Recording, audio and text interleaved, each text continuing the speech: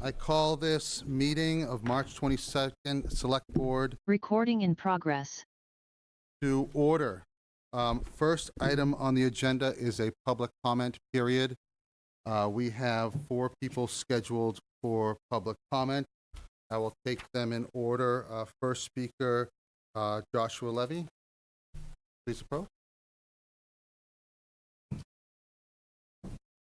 Thank you very much. Thank you. I appreciate Mr. your Levy. time. I'm Joshua Levy. I'm speaking only in my capacity. I just wanted to comment, make a request actually about the TIF forbearance agreement that's currently on this evening's agenda. And I just wanted to ask that you consider approving the agreement subject to town meeting ratification. I think town meeting is very interested in this TIF, and it has been in the past when it was discussed and voted on by town meeting. And I think that it's always within the select board's discretion to put things on the warrant, even if it's not required of the select board. So I think it would be of interest to town meeting, and I think that it would just further the transparency of this particular agreement to making sure that people are aware of it. So that's my question. That's the only reason I'm here tonight. Thank you, and we'll be discussing this agenda item later on in the Thank you. agenda. Chairman, I know you don't want to now. Josh has come, so I thought I'd just brief. I hope that you'll stay for the full discussion of the issue, but some of the folks here might not be or are watching on TV. The TIF agreement is complicated, and like a lot of complicated agreements, is subject to different kinds of pressures and changes in this environment, unexpected things that have happened. There's one view which you've described, which is to have a fuller process to revise to look at the changes. Another is to say that in the press of all the businesses and all the difficult things, and in this case, TripAdvisor has been a good partner with the town and has upheld all of its, the core obligation of the TripAdvisor to the town, which is to pay its full property tax bill according to the adjusted schedule that we agreed to and the town meeting approved at the beginning, is fully in place, and we expect that they're going to be honor it. So to that extent, the question is this a big enough thing that it should really be held for town meeting, or should we allow people to have a reasonable agreement and move on? You know, it's something people can disagree about, and as the chair said, more discussion later, but I just wanted to flag that now. Thank you. Thank you, Mr. Chairman. Thank you. Thank you. Mr. Levy. Yes, typically during our public comment period, we don't take comment from the board, but tonight I expect to give some latitude to Mr. Matthews in that regard. So thank you, Mr. Matthews. Mr. Fox, I think he is coming in. I see his name via Zoom.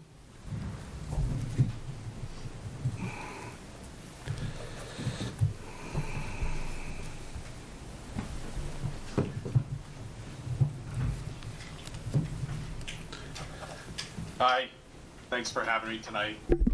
I didn't know I could go in person. I would have been there in person. Can everyone hear me? Yes, we can. Good evening. So I'm here to talk about the TIF forbearance too. You know, I know it's super controversial when this TIF was passed. I hear people keep bringing it up and keep bringing up, you know, the NBC building. And I am just incredibly disappointed that this negotiation took place without Finance Committee involved, which to me, $10,000, $20,000 is something that Finance Committee should be involved in. It's unclear to me who on the select board was involved. Was it just the town manager? It just feels and reeks like a backroom deal. And with this, where something has been so controversial, I think we need to go over the boards with transparency. So I was so disappointed watching the Finance Committee discuss this in their meeting last week, that they didn't know about it, they didn't hear about it, it was going to pass through unanimous consent at a select board meeting, something important like this. I don't know if it definitely has to go to town meeting, but it definitely should have had Finance Committee involved before this was agreed to. They should have bought in. And, you know, I read the letter from the town attorney, and I see letter after letter right now from the town council, which just feels like they're not necessarily trying to find out what's right or trying to represent the town. It feels like they're trying to protect town management and town leadership, and it just disappoints me. So I would just urge you to let the Finance Committee involved in it, let them vote on it.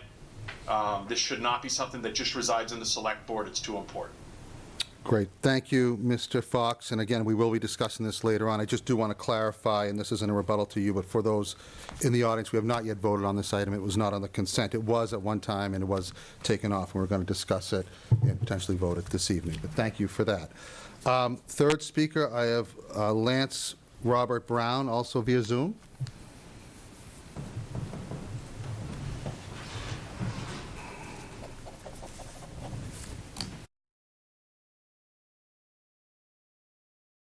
And I do see he's here and coming over. Mr. Brown? Hi. I was just added as a presenter or a panelist. Thank you. I am speaking on a similar topic. I don't want to repeat the things that others have said. My comment is on the forbearance agreement is that I believe I'm a current town meeting member, though I'm not sure how that works with the redistricting. I am on the ballot, or will be on the ballot. Anyway, I am concerned that town meeting ought to have the option to decide whether to deviate from the terms of the TIF that were put in place with town meeting consent. I did also review the town council's rationale, and I thought that documents related thereto was pretty broad, and you could pretty much do anything with that. So I also ask that the select board seek town meeting's ratification of the agreement, not to take anything away from the negotiation that happened. I think that makes sense for a negotiation to happen in advance of presenting it for ratification. But I, as a town meeting member, would like the opportunity to discuss the terms of it and ratify if that's the consensus. Great. Thank you. Thank you for those comments, Mr. Brown, and for joining us. Last speaker, Jeff Heller. You see via Zoom? He was not, Mr. Chair. Okay. And I do not see him in the audience. So that will... Sure. Can I make a comment? Is this public comment? It is, yes. Actually, it's just a comment about the chambers. If we could consider moving it back up to Powers Hall next week, that'd be great. Okay. Thank you, Mr. Ruddy. Thank you. So that will end our public comment period. And before we get to Select Board transition, I do just want to note the passing of Rick Hardy. We are all deeply saddened. He was a dedicated member of the library board for 11 years, town meeting member at large. He was an active member of the Needham Historical Commission for 14 years. And I actually remember him. I sold a house to him, actually. He was just such a gentleman. So I had that one-on-one discussions with him and connection, and I just remember him being a gentleman and a real person who was all for the town. So he contributed greatly to our town. We will miss him, and just our prayers and condolences to his family, and I just offer that moment of silence.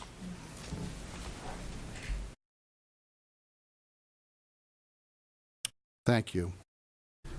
Next item on our agenda is the Select Board transition, which we have a 15-minute window, but I don't think it's going to. I think it's going to be a little bit longer than that. We did that in order to surprise one Mr. Matthews, who will not be running for re-election, as everyone in this room knows, and we just want to thank him for his service and all that he has done to the town. And for those on TV, I don't know if you can see it. A lot of times you're focused on us, but the room is full. I think in honor of Mr. Matthews. Otherwise, this room would most likely be very empty. So, Mr. Matthews, I think you can take some comfort in all the people hear from you and watching on the Zoom call. So I know we have quite a bit of people who wish to say something, and I see, first of all, Senator Roush is here. If you would please approach or stand up just so the microphones can pick you up. That's great.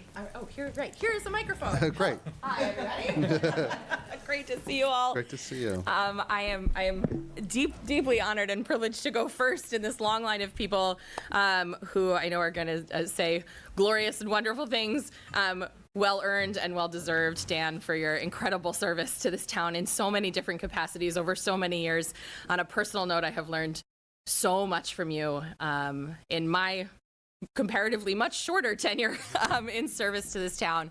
And so on a personal note, I'm just deeply grateful to you for everything you have done, all the wisdom you have imparted on me and so many others, as we hope to advance your legacy of service to this town. It is my deep honor and privilege to bring you a citation from the State Senate, which I will read briefly as part of the job description. Commonwealth of Massachusetts State Senate official citation. Be it known that the Massachusetts Senate hereby extends its congratulations to Dan Matthews in recognition of 27 years of dedication and service to the town of Needham. And be it further known that the Massachusetts Senate extends its best wishes for continued success, that this citation be duly signed by the President of the Senate and attested to, and a copy thereof transmitted by the Clerk of the Senate on behalf of all of us in the State Senate, especially myself and Senator Rush. Congratulations on your retirement from this board, and thank you for everything. Thank you. Thank you.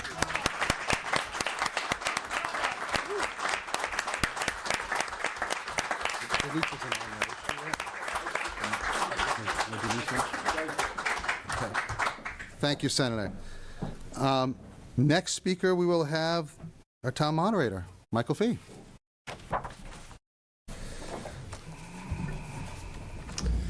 Thank you, Mr. Chairman, and greetings to all the members of the board. It's a pleasure to be here, and I appreciate the invitation to speak about one of my favorite people in the world, Dan Matthews. I just a couple of observations. Dan has been a selectman for 27 years, which is longer than my tenure as moderator. He was on the school committee before that, when I was on the finance committee. We've worked together, I must say, for decades. And Dan has always had one bedrock principle, which is his belief that what he's doing will advance the interest of our town. And I have great respect for him for that. Dan is a great guy. We have a couple of things in common, which is I just wanted to observe. We have a common law school and a common graduation date. Both Dan and I attended Boston College Law School, and Dan graduated Boston College Law School in 1977, and I graduated high school in 1977. So I didn't want to. I just didn't want to let that go. I thought it was important. But on a serious note, there is one. Dan has done so much, and we could go on. And I know you have quite a line of testimonials. But I just wanted to single out one point because it's fresh in my mind. We recently had a meeting of the Minuteman Regional School Advisory Committee. Mary Ann was in attendance. And this is something that Dan put together at a time when the operations, the finances, the perception of Minuteman was a bit of a mystery. Minuteman's profile was not really what it should have been in our town. For that reason, I think central to Dan's concern was not just fiscal oversight, which many of us ex-finance committee people like to talk about, but at his core, he was most concerned, I think, about the availability of this resource for our town's students. And over the course of the 15 or so years that Dan has put together this committee, the level of information has improved, and Dan's commitment to that school has been on just stark display. And I think that was recognized when the school had its grand opening. Dan was singled out. He was a speaker at this $195 million project's grand opening, and he was credited with marshaling the support from the member towns that was necessary to make this resource available, not just for our town, but for all the towns of the district. The result has been a dramatic increase in the number of students from Needham who are attending Minuteman and benefiting from the projects there. It's one thing Dan has done, but it's one thing that has impressed me greatly. And I think the town owes him a debt for a lot of his actions, but I think that one in particular strikes me as really very laudable. So I'd like to thank Dan for his service. It's been a pleasure. John Bullion and I spoke a moment ago, and I think Dan may have given John some currency because he said, "How are you going to control Dan Matthews to 5 minutes if he gets elected as a town meeting member?" And John can attest that my response was, "Oh, I've done that before." So I'll just leave you with there's a quote attributed to Winston Churchill who said, "We make a living by what we get, and we make a life by what we give." And I think, Dan, no one in this room, no one in the town should doubt how much you've given to the town. It's appreciated, and you've left your mark. So thank you.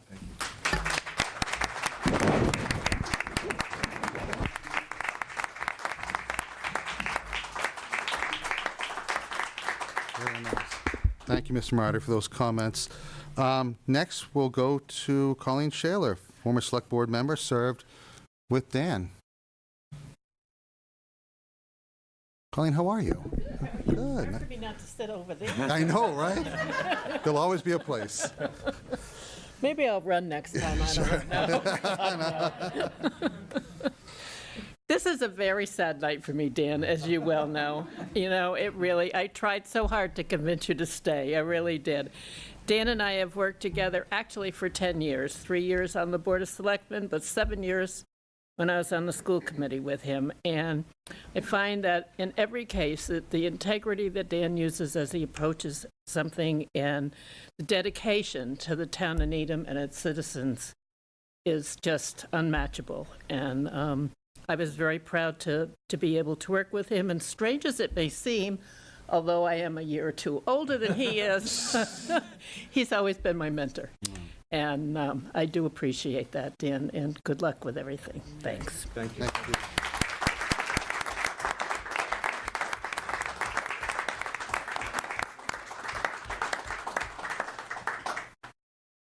Thank you, Colleen.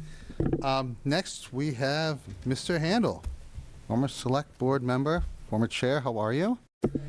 Nice to see you as always. Thank you. Feels kind of nice on this side of the table.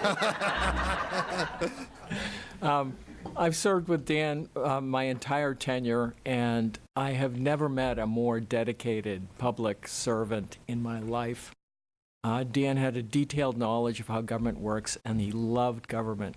And we all used to wonder, why is Dan talking so long on these issues? And I wondered about that for a long time, and then I came to a realization. Dan was teaching the public the detail of those issues so that the people who watched these meetings had a clear understanding of what we were about. So people will talk about transparency, but Dan exemplifies transparency. And the only request I would make of the board is that a good recording be made of Dan's liquor speech and his welcoming of new police officers, and that instead of anybody else making those remarks, that be played now with the new technology. It should be able to be done. So, Dan, I wish you the best, and good luck in the town meeting race. Thank you.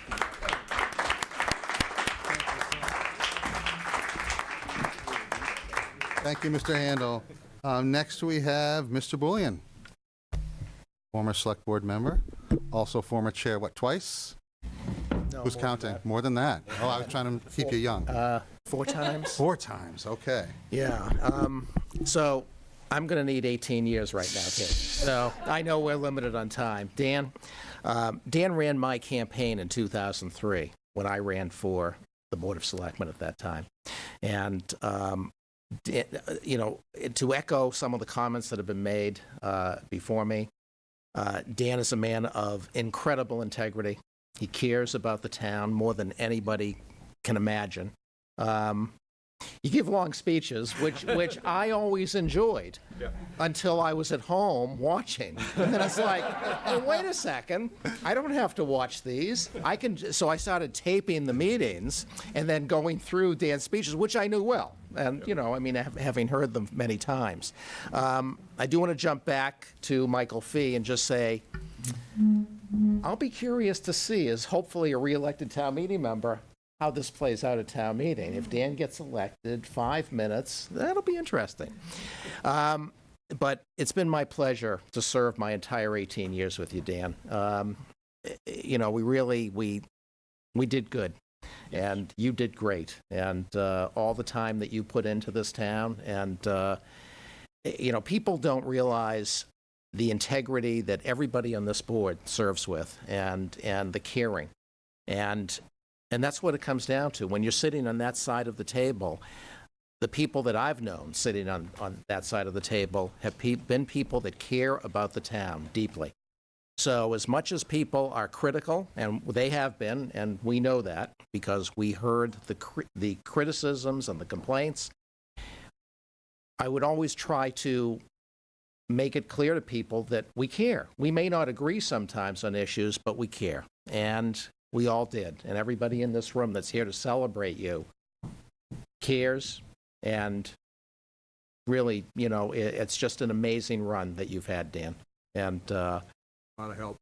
well, it's, you know, it's a teamwork. It's a team approach, and we all know that. It is a team approach. So thank you for all the work that you've done. Going to see you on the other side. And, you know, look forward to seeing you. And so thank you.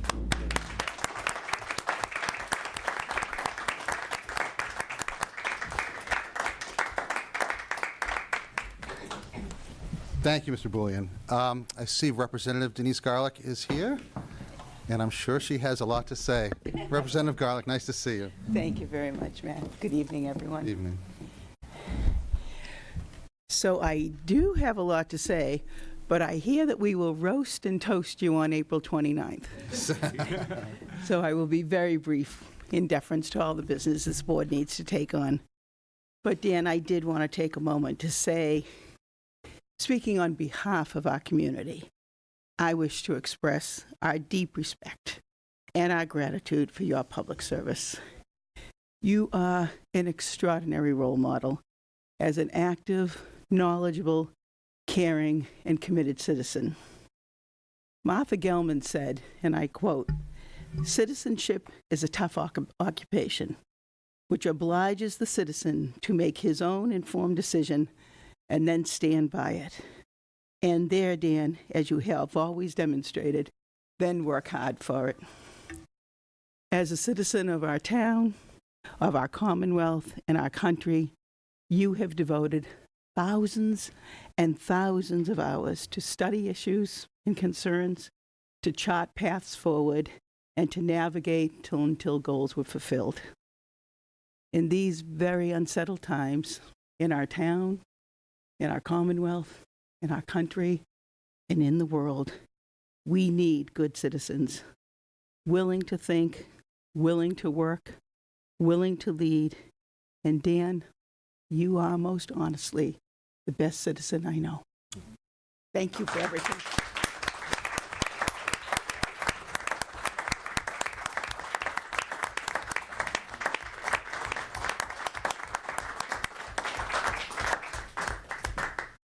Thank you, Representative Garlick.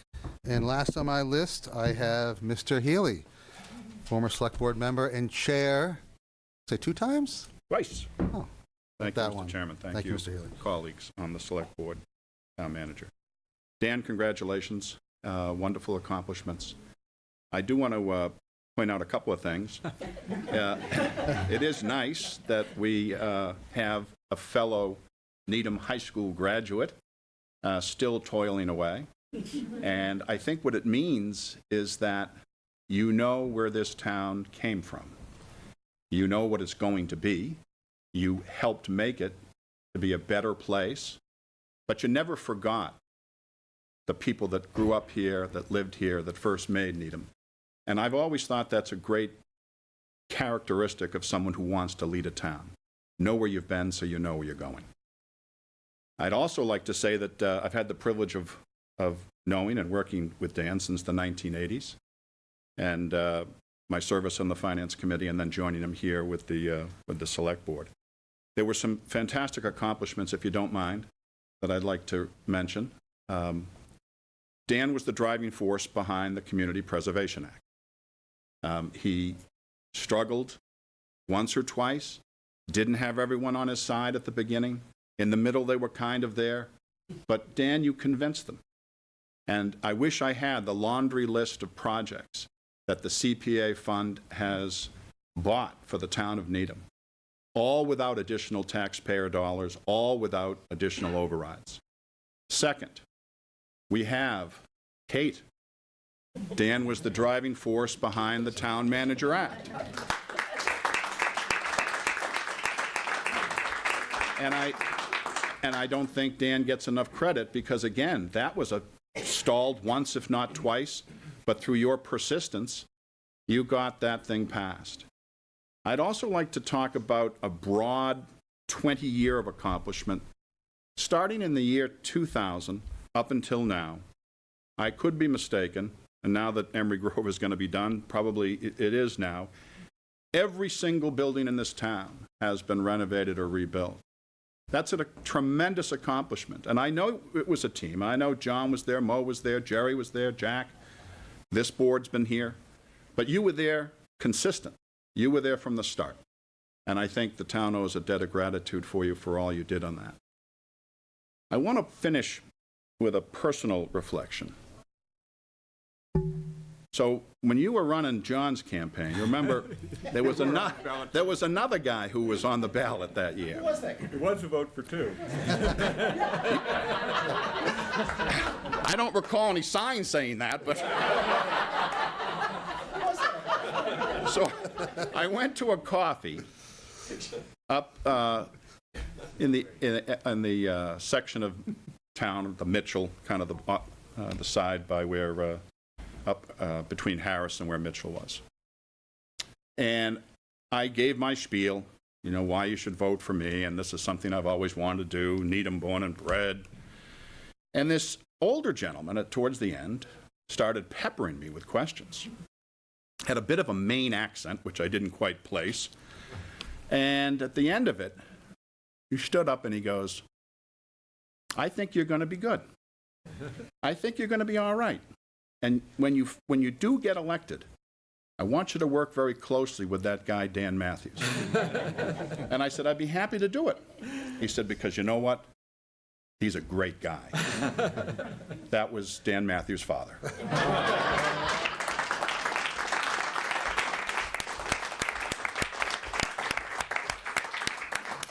Your dad was right. Everyone here is right. Dan Matthews, if there was a mayor of Needham, I'm voting for you.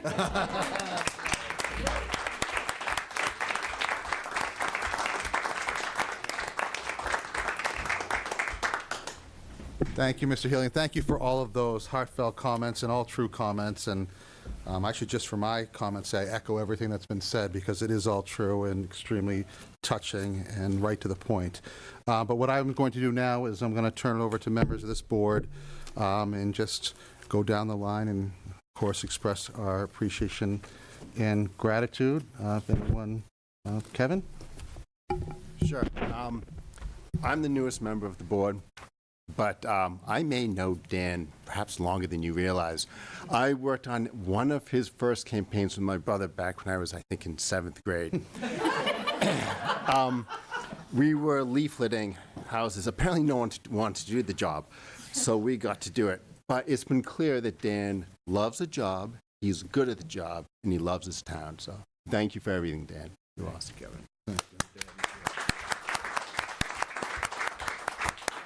Marcus? Thank you. I was the newest member of the board until very recently. I think from when I first began the journey for running for select board and the conversations I had with Dan and the support that he gave me right before the election and the email that he sent out, and I would say every week or so, there's a text, want to meet up? Want to have coffee? And he has been consistently guiding me, but not telling me what to do by any means, but guiding me and giving me information and giving me resources and years of knowledge. And there's not enough words to say how grateful I am for what Dan has done for me in the short time that I've been on this board, very short time, because he has empowered me to want to be greater, to want to be more. And though we haven't agreed on everything that he's done, and the echo people have said has been in the best interest of what he thought was going to move the town forward, and what he continues to do, and what he will do when he's no longer on this board. But my gratitude and my appreciation for Dan, and he knows I'm going to continue to bother him for as long as I'm on the board. I will continue to reach out and continue to have coffee and to continue to take his advice. And I think I didn't know it when I first started this, but the friendship that I've been able to, cultivate with Dan is one that I'm truly grateful for. And I'm just super appreciative in this town. Cannot be, I think, more happy and more proud to have had you in it and continue to have you in it.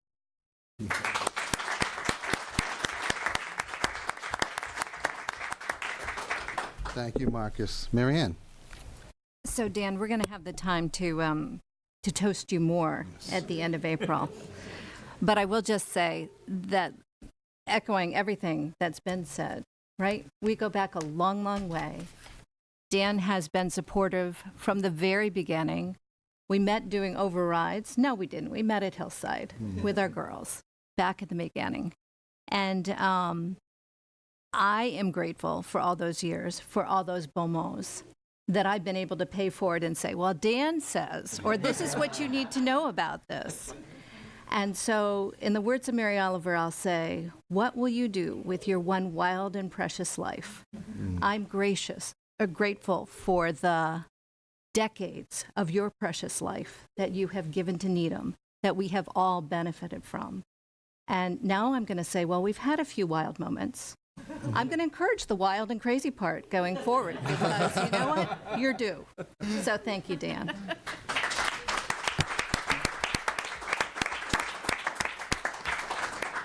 Thank you all. You know, it's crazy to think, Dan, that you and I served the longest together on this board now with the new board, and it was great to hear people who have served with you. But, you know, going back, we talked a lot about dates, right? 1995. The moderator mentioned the years. You know, I graduated in 1994, so I think I voted for you. And of course, you're on the school committee when I was in school. And just to mention, you know, you were a steward like everybody. You were a steward moving this town forward. And I wouldn't be here where I am really without you and your stewardship of this town and just making it such a terrific town. You're always willing to take the time to meet for coffee, to give advice, solicited or unsolicited, but it's always welcome. And I also think about all the things, and I know Mr. Healy was mentioning, all the things you've been through before this. And since I've been on the board, you know, we were a dry town at once, right? And you've the senior center that you helped get through. And of course, Minuteman was brought up, and all the host of things that you helped along the way. And you were always the go-to guy for many of those subjects, especially, as was mentioned, Minuteman, and of course any of the alcohol licenses or regulations that we have to make sure that all you know, T's are crossed and I's are dotted. Your dedication as far as every event you would come to, meetings, I don't know if you've missed a one, honestly. Guess you can tell us, but I never remember you missing a meeting in my tenure on the board. That type of dedication, I think, is, you don't see that type of dedication. And as was said earlier, you really did everything in the best interest of the town. I will say you have almost this intuition that afterwards we I said, Dan nailed it. I remember there were a couple applications that came through, and you might say, I feel a little iffy about this. We're like, no, you know, we'll see what happens. And then yeah, he was right. And we're like, oh, Dan was right about that one. Dan was right about the Dan, you should ask this question. Dan was right about that one. So you had that intuition that you brought to the board, and not only just your experience, but just your knowledge and just your gut feeling was so respected. And you know, we're all a team, but I always figured that you were really the coach of this team. And it goes, we have Team Needham, and it goes a long way, and people really look up to you for what you've done. So you've shown me what a member should be. I find you as a mentor. I find you as an inspiration. And I wouldn't really be here if it wasn't because of you and that leadership. So heartfelt to you. Thank you for everything you've done. And I think everyone said it best collectively. And I know you won't be going away. You're just a call and a cup of coffee away. But we will all be calling you to get some advice. So thank you again. Thank you.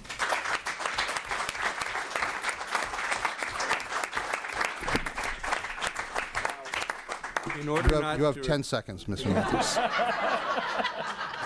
In order not to exceed the moderator's limits of debate, I tried to shorten this a little bit. So if I had to kind of peek at my notes, I apologize. You know, yes, I grew up here in town, and that's a basic thing for me. And Harris School boy makes good, even though there's not much Harris School left. Joined town meeting in 1974, the school committee in 76, and to this board in 1994. It's been a long time with a lot of ups and downs, but a lot of good things and good work too. Some of it are big things, learning to work with the Proposition 2.5 environment, earning public support for major investments in schools and public facilities, and making the change to town manager government, which has been a huge difference for the town. We have good neighborhoods, strong business and commercial sectors, excellent public schools, public safety, and other town services. And people have worked together to make, no one person makes those things happen. It's the work of the whole town. We've addressed difficult issues on affordable housing. There's more work to be done, but we've made a lot of progress, and much more to be done on race equity. We've made a lot of progress in my time, but not as much as we should have, and more to be done. But all of this effort is aimed at having Needham be a good community where people can live together as neighbors. The last few years have been tough in a number of ways, but we're doing well. We've weathered the storm pretty well, and this is a good time for a change. There has to be change, and so let's make it change for the better. The challenge when you're trying to improve things in a community is to fix the things that need to be made better without losing the good that you've got. It's easy to say and harder to do. A core piece is you've got to stand up for your own principles, but you've also got to listen and work together with others. Working together, that's how we can make sure that the town is well run. I want to thank all of my family, all of the people that I've worked with over the years, both those that are present and those that can't be. Residents, staff, town meeting members, past and present members of this board, and others. I never like to list people as individuals because you always leave somebody out, but I do want to thank one person by name, and that is Kate Fitzpatrick, our town manager, who during my 27 years on this board has not only been an extraordinary contributor and leader to the town and a friend to the town, but set an example for every one of us in public service. I appreciate having the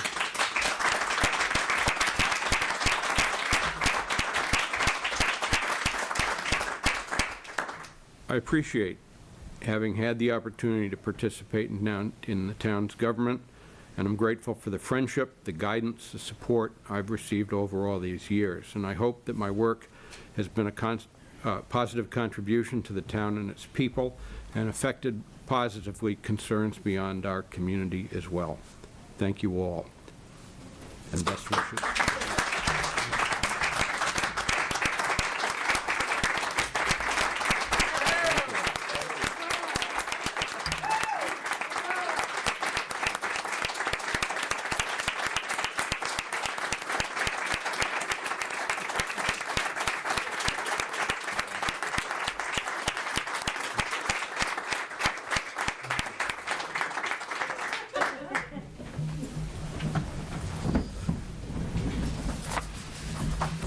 Thank you all for coming for that. I do see Bill Dermody. He's representing the Memorial Park trustees, and Josh Levy from the Finance Committee, who didn't speak but are here as well, Dan.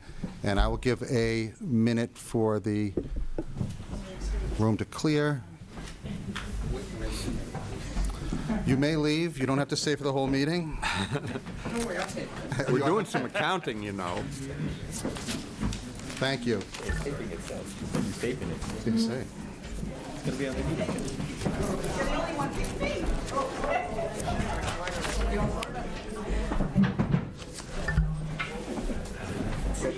I was born 10 years ago.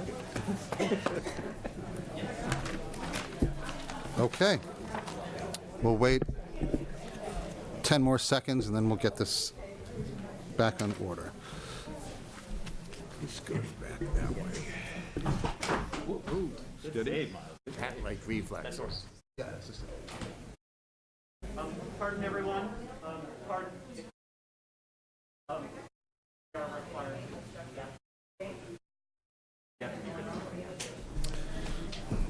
Okay, next item on the agenda, audit presentation, Scott McIntyre, Principal Mellison, and Dave Davison, Assistant Town Manager, Director of Finance. Good evening. Nice to see you again. Good evening, Mr. Chairman. As the agenda notes, Elena Corsick was going to be presenting, but she had something that came up tonight, so a face that is familiar to the board, Scott McIntyre, is going to make the presentation tonight. He does have a PowerPoint to go through to keep folks' attention, particularly people at home, to follow. I would ask, because they're very much involved in the process and talk about members of my team, Evelyn Paness, Roger McDonald, and Michelle Valancourt to also join us. Welcome. So, Mr. Chairman, another point is, as the board knows, there's a goal that we have to have the audit done and completed within 180 days from when the fiscal year closed. This year, that did not happen, in part attributable to COVID-19, and everything took much longer to accomplish. Or I could say, because this is the last scheduled meeting of the Select Board, that I didn't want Mr. Matthews to leave without having such a presentation. So with that, said Mr. Chair, I will turn it over to Mr. McIntyre. Thank you, David. Mr. Chairman, thank you for the invitation, members of the board.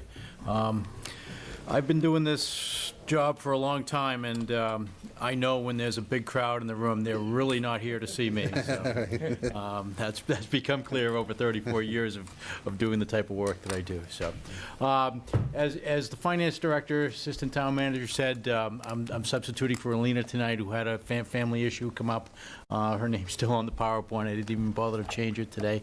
I'm going to walk through this. It'll tell you some of the highlights of the results of the audit, as opposed to walking through a number of key pages in the financials. We certainly can try to answer any questions that you may have on particular account balances or issues in the financial statements. But and if we could just go to the next slide, please. This talks about the reports that are issued. We have issued 3 reports to the town. One is our opinions on your financial statements. That's the first bullet item up there. The opinion is on the financial statements. It is not on the internal control structure of the town. We do a lot of test work on the internal controls, but it is not an opinion on internal controls. The second report that we've issued is a management letter. That includes our recommendations. I'll talk very quickly about those in a few minutes. And the last bullet item up there, the last report that we've issued to the board, we call it a governance letter. I'm not going to walk through it, but I can tell you the highlights. There are really 3 main key communication items that we are required to report to what we in the audit world called those charged with governance. One talks about, in general, how the audit went.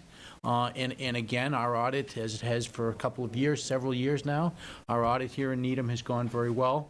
That means we found the books and records to be in good working order, key accounts reconciled on a regular and timely basis, and as a result of that, we did not need to propose any significant audit entries to your general ledgers in order for your financial statements to be fairly presented in accordance with generally accepted accounting principles.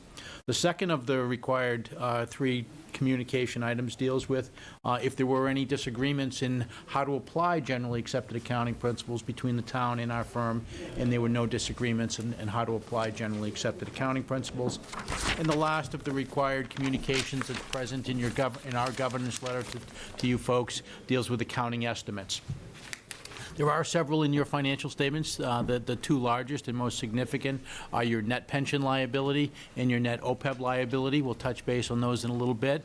But they are estimates, but they are actuarially determined. You hire experts in the field. They follow standards and actuarial sciences to come up with those accounting estimates that are present in your financial statements. Next slide, please. Just a little bit about the audit process. As the first bullet item indicates, we perform a lot of of procedures. That's a fancy way of saying that's all the test work that we do. We test payroll, we test accounts payable, we test the receipt process, we test your bank account reconciliations, we test your receivable reconciliations, and we look at all of the accounts and how the financial statements come together, and we look at the financial statements as a whole. The middle bullet item is, again, just a quick repeat here. We express an opinion on your financial statements that are the responsibility of the town. The numbers that you see in the audited financial statements, they tie right back to the town's accounting system. These are your financial statements. It is our opinion that your financial statements are materially fairly presented in accordance with generally accepted accounting principles. And I really touched base earlier on the last bullet item there, where it just focuses that our opinion is on the financial statements and not necessarily the controls. But please, we want you folks to understand we may not be giving an opinion on internal controls, but that is a key element of what we test. As I said before, we test accounts payable, we test payroll, the receipt process, and the overall how the entire financial statement document comes together. On the next slide, we talk a little bit about the rule-setting bodies. First bullet item really deals with, the body that sets the rule by which you folks here in Needham do your accounting and financial reporting. It's known as GASB, the Governmental Accounting Standards Board, nationwide body that sets the standards for all states and local governments in the United States. So there's comparability. They have designed generally accepted accounting principles so that all governments use them, and financial institutions and credit rating agencies then have a bedrock of principles to judge the creditworthiness of communities and judge comparability between two different communities. The next bullet item down is really our standards. We follow generally accepted governmental auditing standards. We actually follow both that set of standards and what is known as generally accepted auditing standards from the American Institute of Certified Public Accountants. They're very similar, but there are some differences in the standards, and those are the rules by which we do perform our audit by. We do put up here the last bullet item. A lot of the town's general ledger is maintained in accordance with UMIS, or the Uniform Municipal Accounting System, which is promulgated by the Massachusetts Department of Revenue.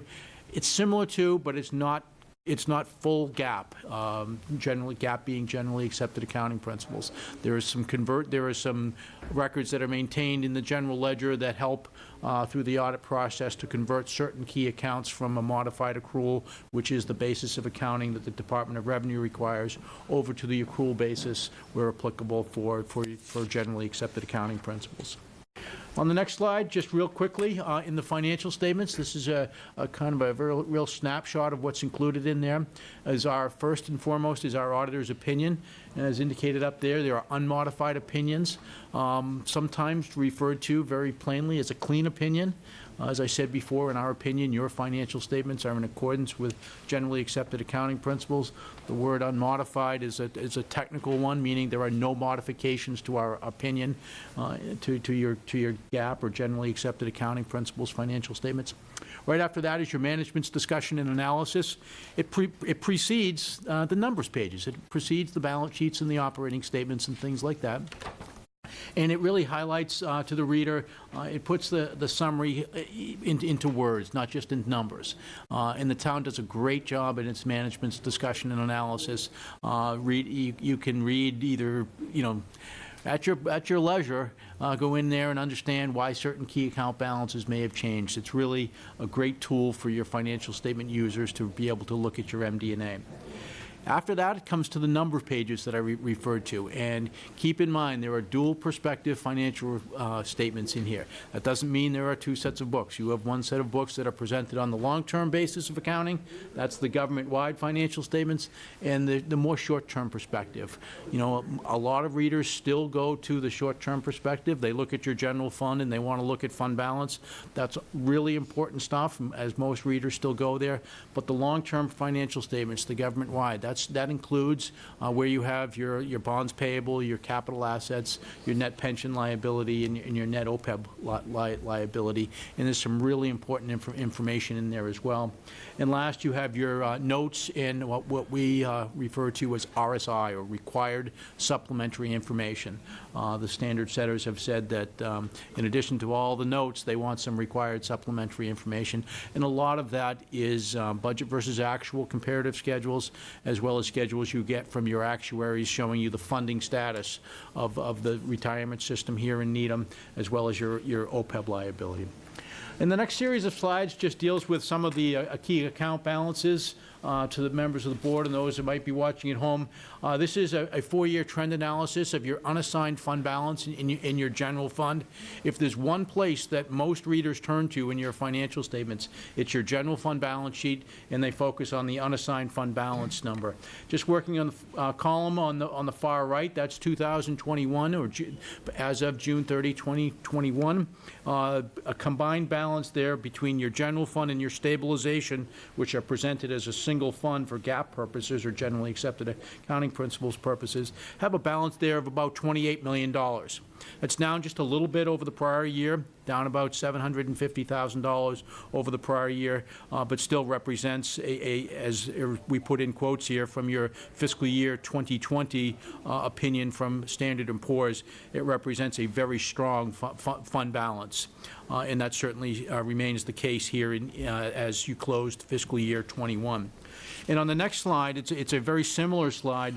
It's just that S&P and others will often look not just at what the dollar value of your fund balance is, they will look at the fund balance as a percentage of your operating expenditures. In other words, essentially how much do you have in a reserve account as a percentage of what you spend in the general fund on an annual basis. And you can see, again, in that last column of numbers, you have slightly more than 15% of your fiscal year 21 expenditures in your fund balance. Similar to the dollar value, it's a slight decline, but still a very strong financial position for the community. And on the next slide really summarizes budget versus actual results. The first column of numbers here is, of course, as it's titled up, is the budgeted amount. You have your revenues, transfers in, and use of fund balance. The use of fund balance, really, another term for that would be when you appropriate free cash or use free cash as a financing source for various appropriations. Your expenditures and transfers out, and of course you have a balanced budget there. Middle column is the actual results, and if the unassigned fund balance is the first place that most readers go to, the variance column between your actual results of operation and your budget amounts is probably the second place. And you can see here, just going down from the top, revenues came in greater than expected by a little bit more than $3.8 million. A lot of that was from penalties and interest and taxes and some various charges for services. And I'll skip over both the transfers in, as it's not really significant, and use of fund balance. Again, I mentioned that's the use of free cash. That's when you're drawing on existing cash in your reserve, so it's really not a current revenue stream. And then you have your expenditures, who are significant turnbacks and budget surplus from the appropriations provided to the various departments of almost $6.2 million. And I think at least $1 million of that came from the school department, and almost $1 million, I think, came from your various public safety departments as well. So there's very strong budgetary results. If you just take the $3.8 million and the almost 6.2, and you combine those together, almost $10 million there. Really strong budgetary results for fiscal year 21. The net change, of course, is almost break even, shows a positive $134,000. That's because you did use $10.3 million of free cash. So you used it for various things. Mostly it was used for capital projects, which I know the board is very familiar with. On the next page, we just get a quick series of slides on some of the long-term liabilities of the community. This is a 3-year trend analysis of your bonds payable, and for those that might be trying to tie it in with some footnotes, this does include any unamortized bond premiums. So if you were looking at some of the footnotes, these numbers wouldn't tie directly with those numbers. The last couple of years, the total bonds payable has been fairly consistent, but perhaps the best measure here, and again, this comes from when S&P reviews your financial statements, they don't always look at just how much you have outstanding in bonds payable, but they look at how rapid of a payout you have. And Needham pays off about 66% of its bonds payable over a 10-year period, which a rating agency would consider that to be rather rapid, and it is considered a positive credit factor for the community as well. And on the next slide is just a very quick trend analysis of your net pension liability. If I happen to use the term NPL, it's simply an acronym for your net pension liability. And this is the town of Needham's proportional share of the unfunded liability of the Needham Contributory Retirement System. And you can see as of June 30, 2021, the year-end liability, it's maybe a little hard for some folks to see there. The year-end net pension liability is a little bit less than $74 million. That certainly sounds like a lot of money, but I think perhaps one of the things that I could have added here is that to make the slide even more meaningful is that your retirement system is 73% funded, which is one of the better funded systems in the Commonwealth. So it may seem like a rather large liability. Please know that it is one of the better funded systems in the Commonwealth. And on the next slide is a very similar slide, only dealing with your net OPEB, and OPEB is another acronym for the other post-employment benefits, and by other they mean other than pension, and more specifically retiree health care is what OPEB really stands for. And similar to your pension liability, it's been somewhat unchanged over the past couple of years, and as of June 30, 2021, had a net liability of $69 million. I think it's important to point out that similar to your pension plan, your OPEB plan is about 47% funded. Again, one of the better funded systems in the Commonwealth. You had some really positive actuarial experience during fiscal year 2021. It should be noted, too, that you also decreased your discount rate from the expected future earnings of the trust fund from 7% to 6.5%. And if you're going to drop that discount rate, you would expect to see the liability go up. You actually see it going down because of some very favorable actuarial gains that you received during the fiscal period as well. So again, while the number for the net OPEB liability may seem large, you have a trust fund with about $60 million in it, and that trust fund is about 47% funded. So. On our next slide, we just talk a little bit about our management letter. We had 3 comments this year. One is a quick follow-up on a prior year comment dealing with updating of various policies and procedures, one of those being for uniform guidance, formalizing some IT plans, updating your departmental receipt policy, and also it's not so much a policy and procedure, but adherence to sound internal controls is removing retired employees their access on a timely basis. Our second issue was also a follow-up, is to improve the reconciliations of your overpayment liability account.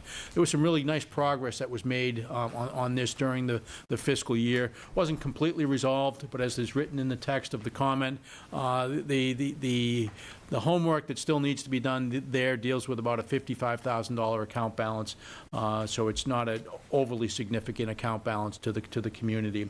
In our last recommendation, I mentioned the standard setters earlier as GASB, or the Governmental Accounting Standards Board. Recently, they've been issuing a lot of standards lately. The 2 most recent ones are their statement number 84 and 87. 84 was implemented in fiscal year 21. They provided us everything that was needed to be incorporated into your GAAP, or generally accepted accounting principles, financial statements, and now it's a matter of taking that and incorporating it into your general ledger. GASB 87 deals with leases, and it redefines a lot of things. The accountant here heard me speak about this to one of the associations in the Commonwealth last week. I won't try to get into it in any detail.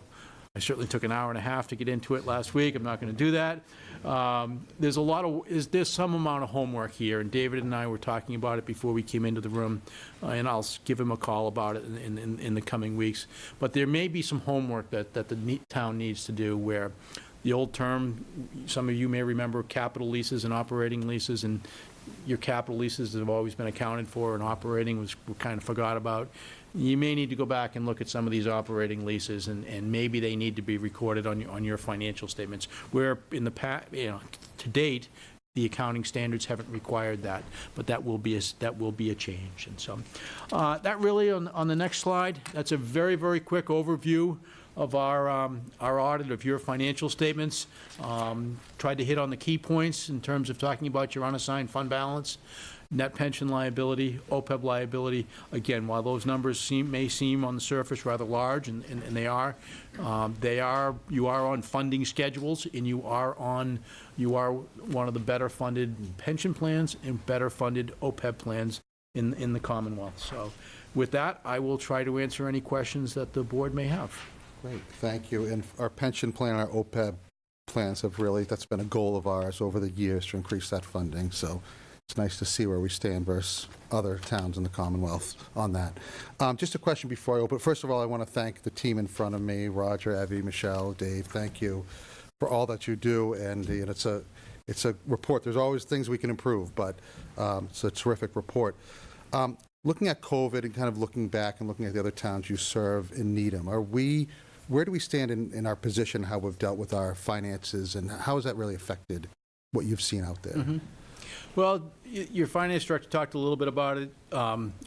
We're usually here in the community, usually does publish the financial statements within the 180 days.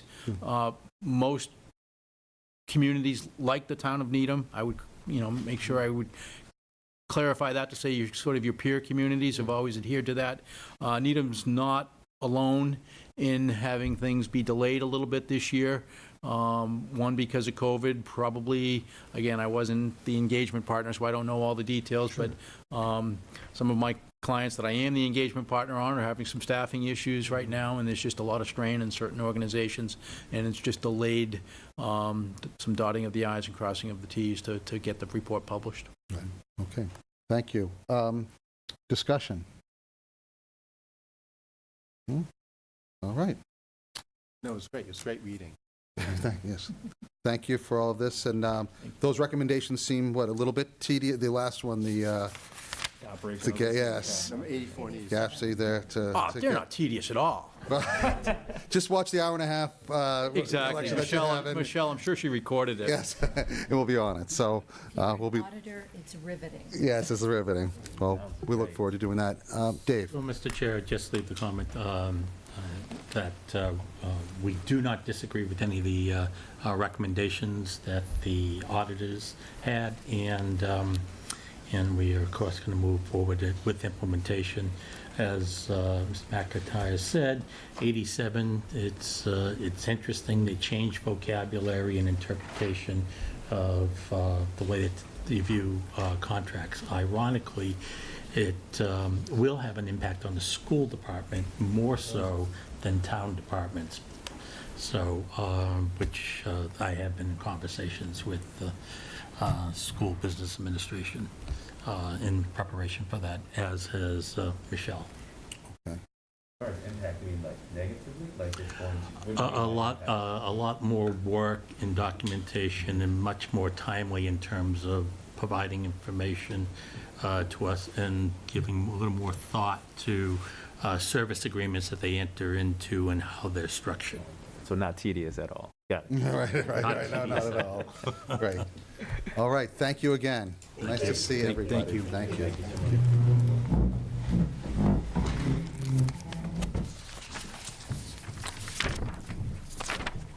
Is there a motion to move the appointments and the consent agenda?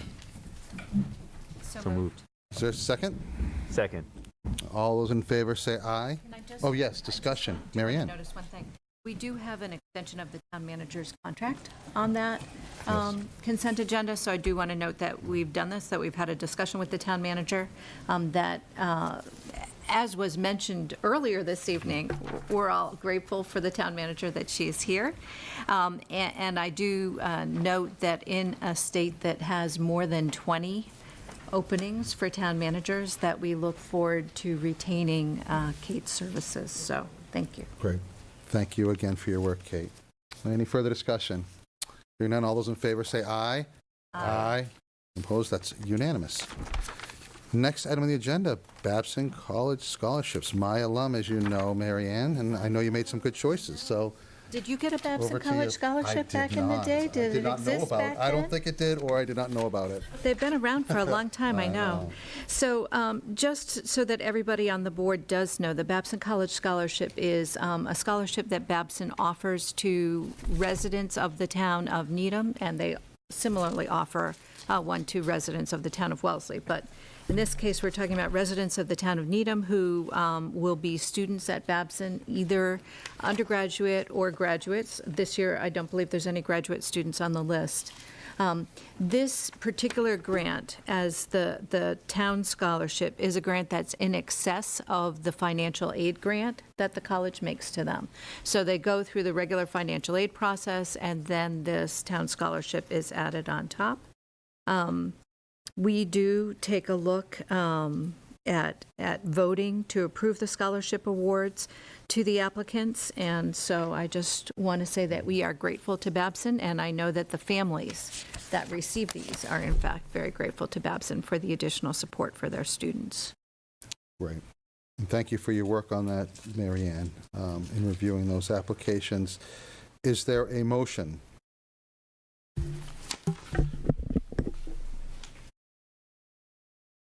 That the Select Board vote to award the Town of Needham Babson scholarships to the following applicants as listed in our agenda fact sheet.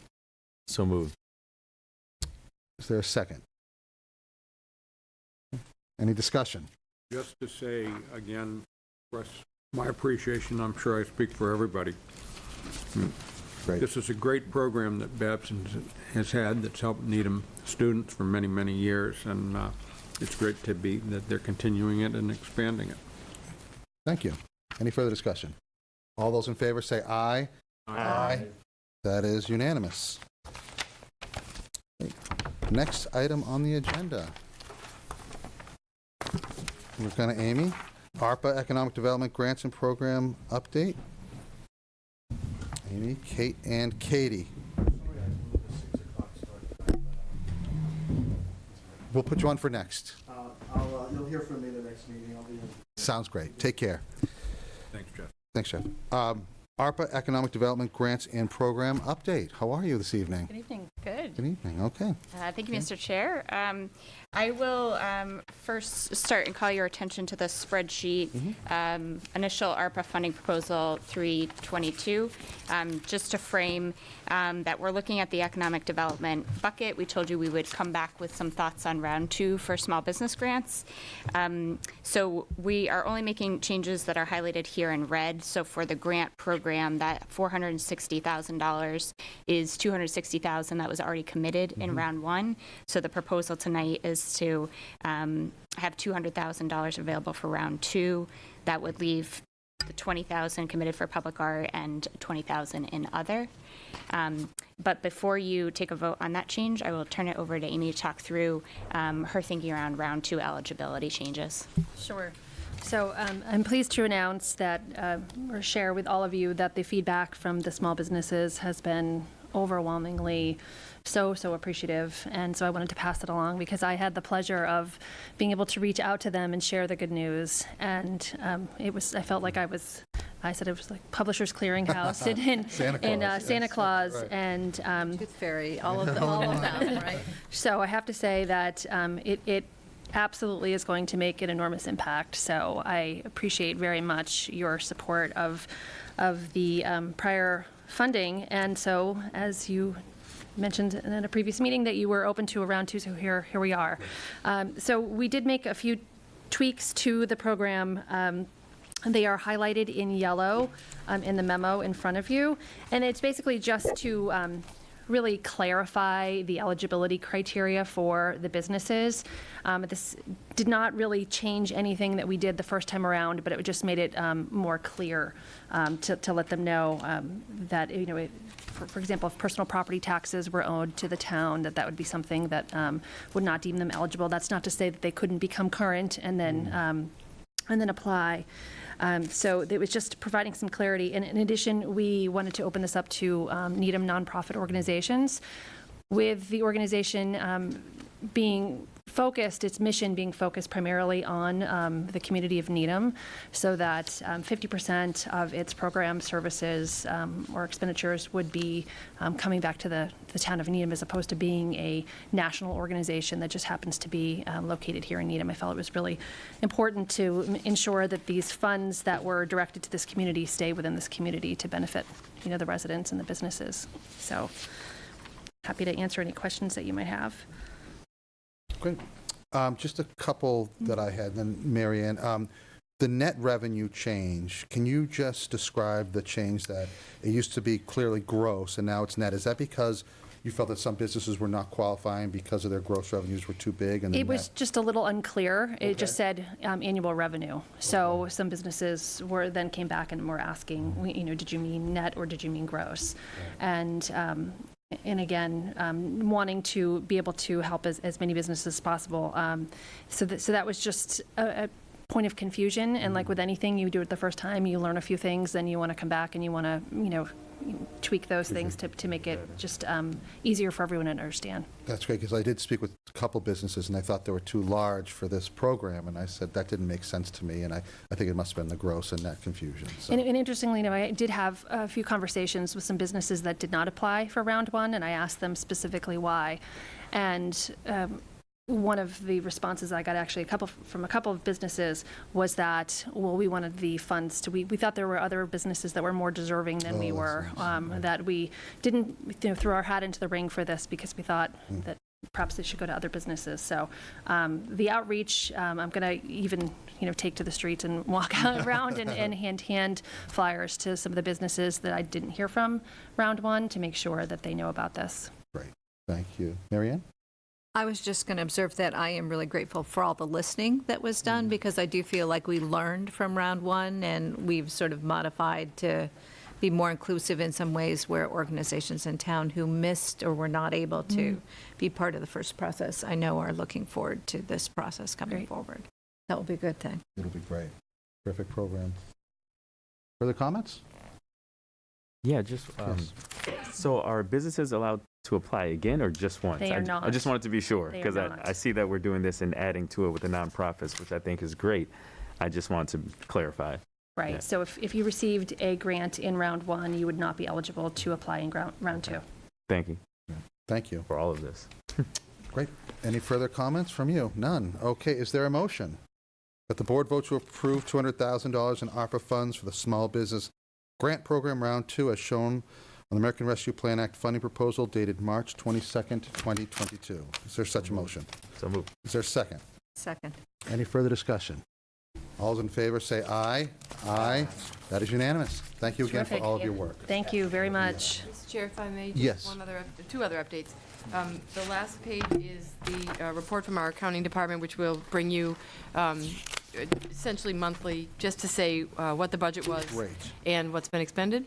And I also wanted to report that we were very fortunate that, as you know, we have two sources of revenue, the direct to Needham through the state and from the county. And last week, the county approved our request for funding for the Walker Pond program. Terrific. So in the amount of $356,000. And just as a reminder, we had originally thought that was going to be funded by CPA funds. So that really helps take the pressure off the CPA for that. And then we have also filed for the reservoir cleanup at the, which is a dredging project similar to the Rosemary dredging. And we are working through a series of questions that the auditors hired by the county have asked us. But again, it was assumed when we did the design for the reservoir project that there would be at least some CPA component to that, and we're hopeful to pull that completely out of the CPA.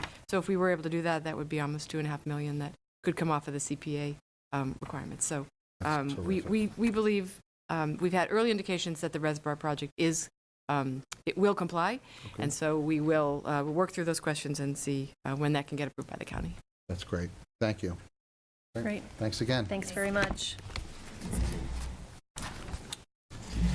Next item on the agenda, DHCD zoning regulation presentation.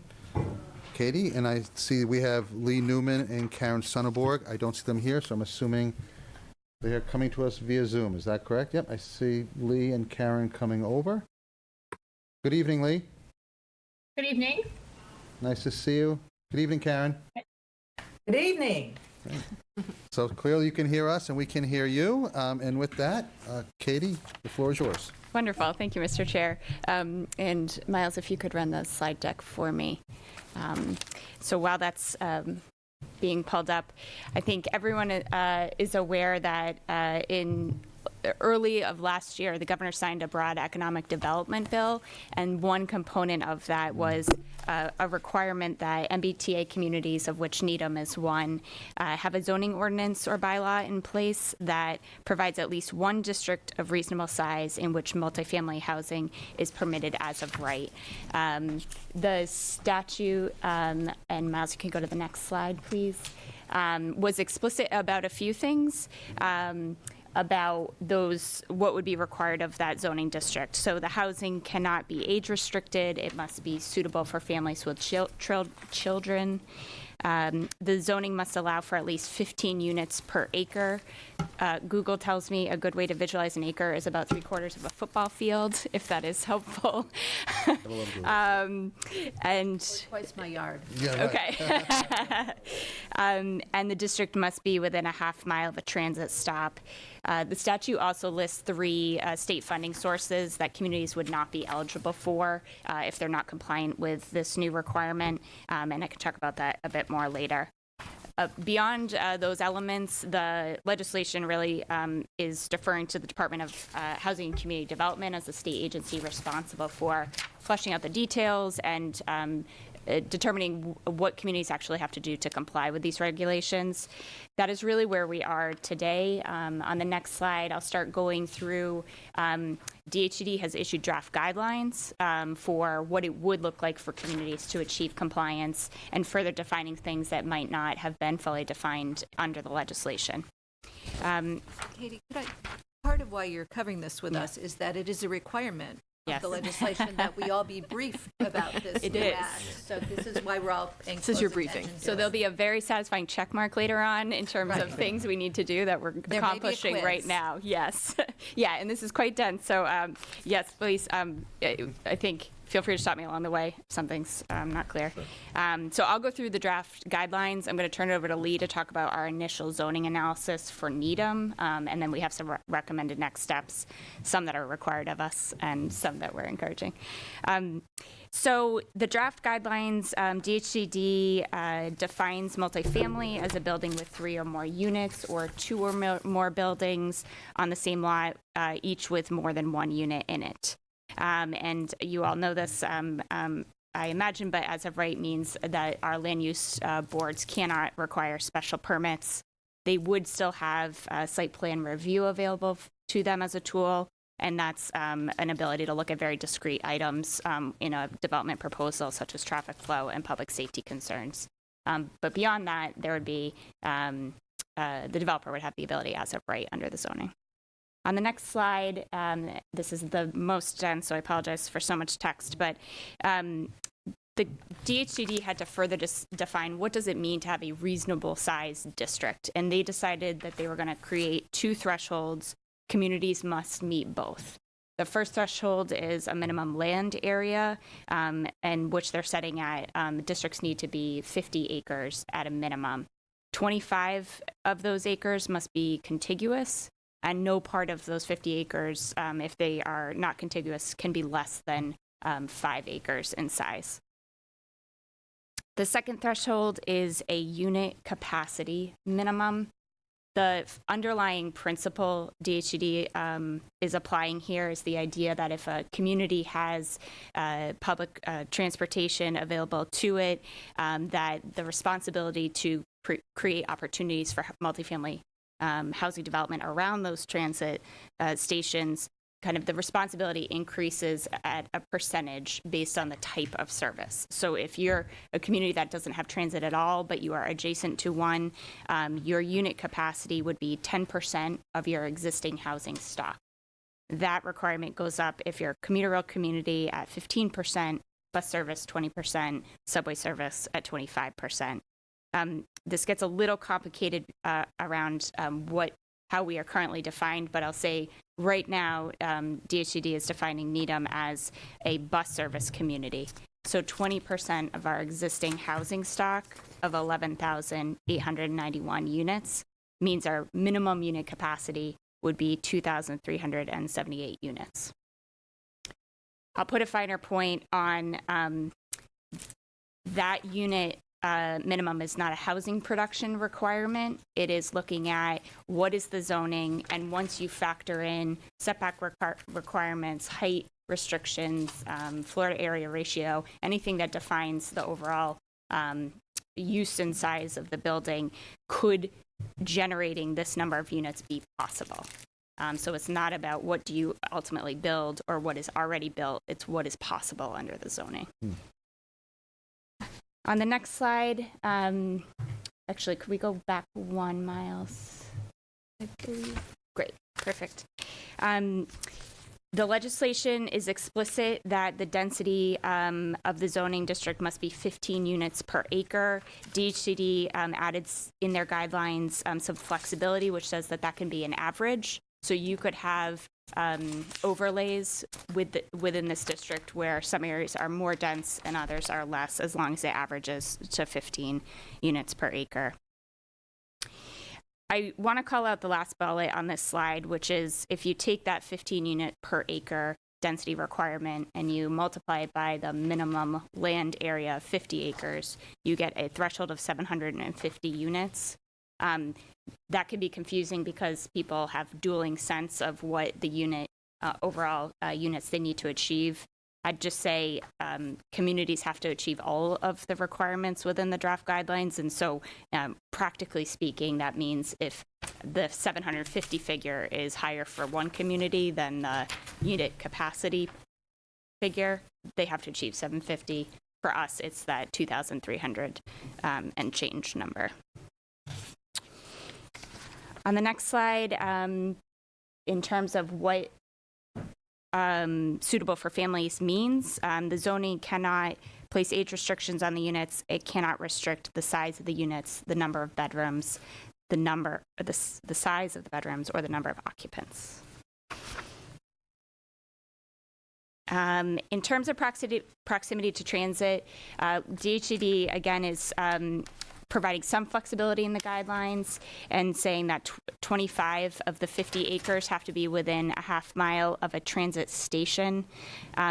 This will come up again in our recommendations for future action, but under the current guidelines, a bus station is defined as the intersection of two bus routes, as opposed to a bus stop. And so when we talk about our Needham analysis and what we think this could possibly look like for the town, we think about two things that we're not sure that a district built around a bus stop that's not a station would count towards this proximity to transit goal.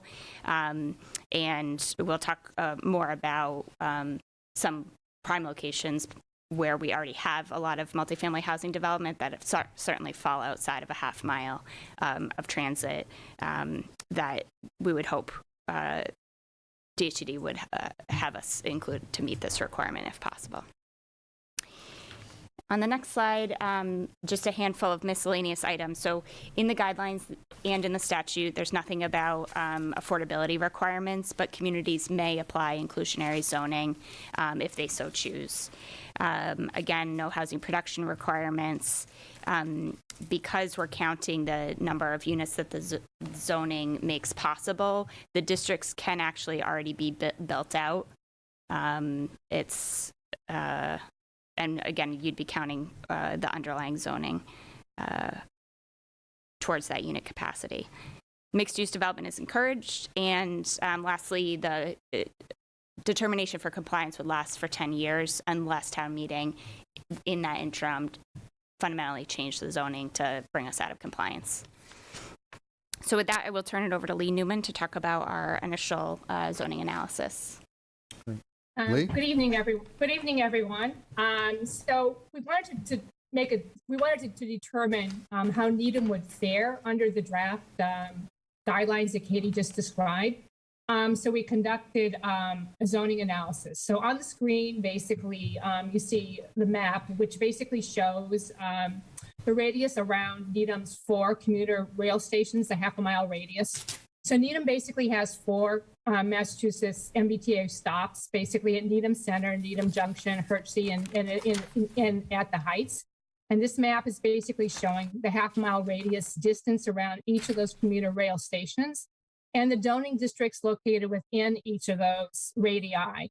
And the reason we wanted to look at this was because we wanted to look at what the zoning rules were in each within those zones to determine if the land use profile that those zoning districts enabled was compliant with the draft DHCD guidelines. So the map also shows, I think, the location of the 59 bus route, a portion of which is shown basically in the black dots. So if we can go to the next slide.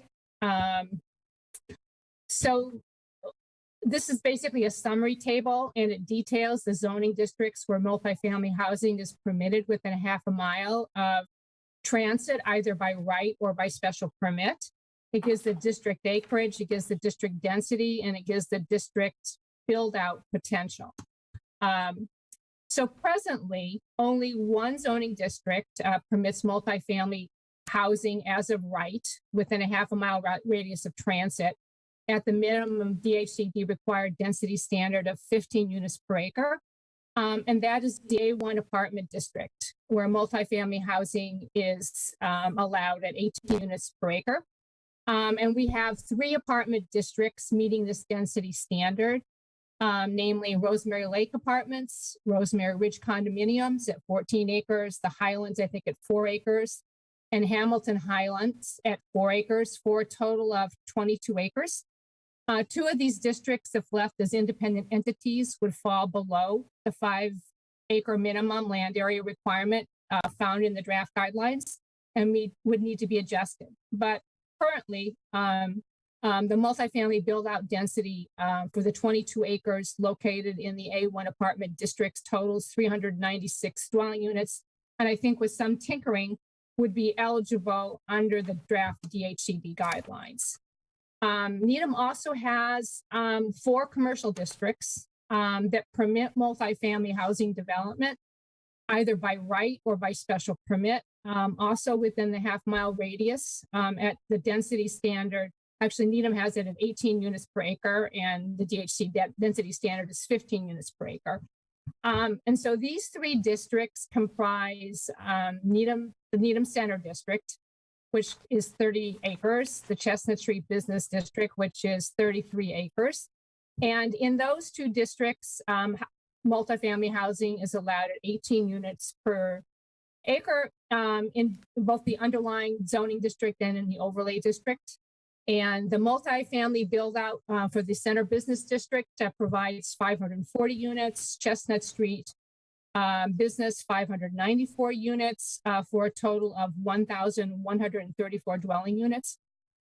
So if the town were to decide that it wanted to revise how it permitted multifamily housing in the overlay district in both the Center Business District and in the Chestnut Street Business District, and allow it to be an as-of-right zoning activity, given the FAR, the density profiles, the setbacks, et cetera, within those 2 districts, those districts would be compliant with DHCD guidelines. And then there are some remaining districts which also allow multifamily housing by special permit, and that includes the Avery Square Business District and the Hillside Avenue Business District.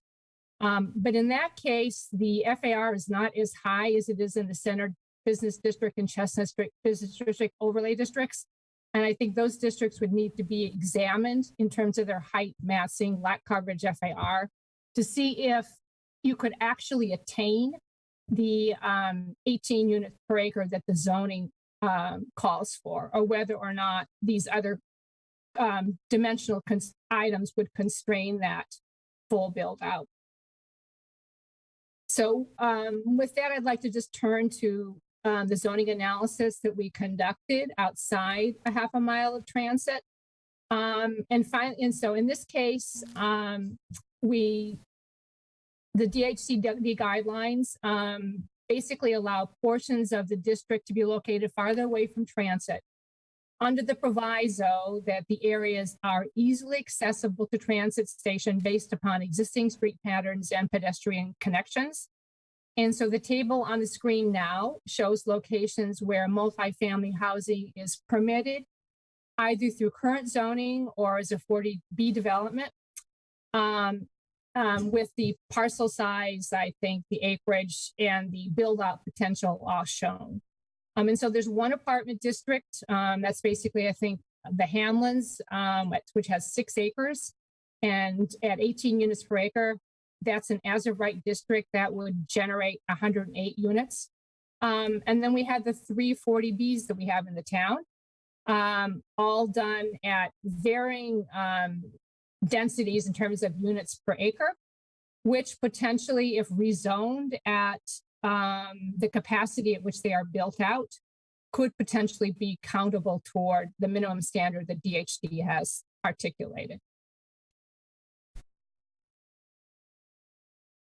So just if I may, on the zoning analysis, are we saying that if we use the current zoning that we have, we would comply as it is currently right now if we are, we go to the commuter district, not the bus district? Is that what this is showing us, that we could be in compliance? I think what it is showing you is that is the potential to bring it into compliance. Right. It's showing you that you have some components that are currently in compliance.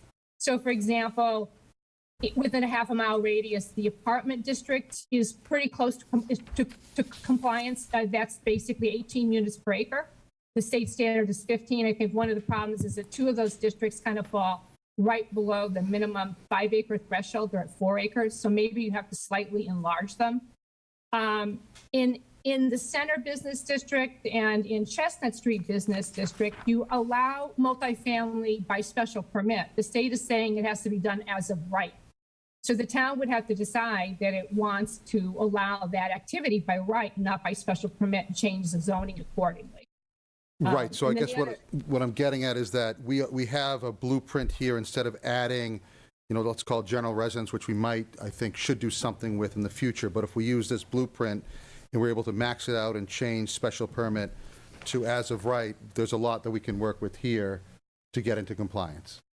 Is that There's correct? a lot of, I think I just wanted to lay out what the options were. Sure. How people want to use this information or implement it, I think is really a policy decision for you guys. Nope, that's fair. Thank you.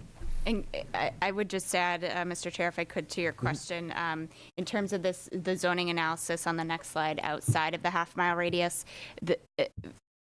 under the DHCD draft guidelines, I think that they have quite a bit of discretion to decide whether beyond a half mile of transit will count or won't. Okay. So we have some recommendations to that point for as they finalize those recommendations, because if DHCD determined that we couldn't utilize the 40Bs and the underlying zoning there, I think it changes the options available to the town. Makes sense. Yeah. Thank you. Yep. I had a question. Yes, Chairman. Mr. Matthews. Lee? Yes. Looking at the totality of the areas zoned for general residence in Needham, do you know how many acres that is in total? No, I don't. I'm sorry. Okay. But it is certainly a lot more than 50. Yes. Okay. I think that's a fair statement. It would be worth, I think I'm kind of following up on some other, we don't really, we speak of the guidelines, but they're still a draft at the present time, and they're likely to be changed in a number of ways. So there's a lot of different, but on the other hand, I think my own word that I use, that they're likely to turn out to be a framework for something that will have the full force of law later on. So it makes sense to see how we might, and our current general residence areas, of which we have a substantial amount, and a lot of them are proximate to the train stations, are two-family as of right, based on conforming lots of 10,000 square feet. That comes out to about 8.8 units per acre. So if we were thinking of, well, what are our tools in the toolbox for the kinds of things that we could contribute or change that would have the least immediate practical impact, but get us closer to compliance, it would certainly seem that increasing the as-of-right density, which might be by allowing 3 families or reducing, say, the required lot size from 10,000 to 8,000 feet or something.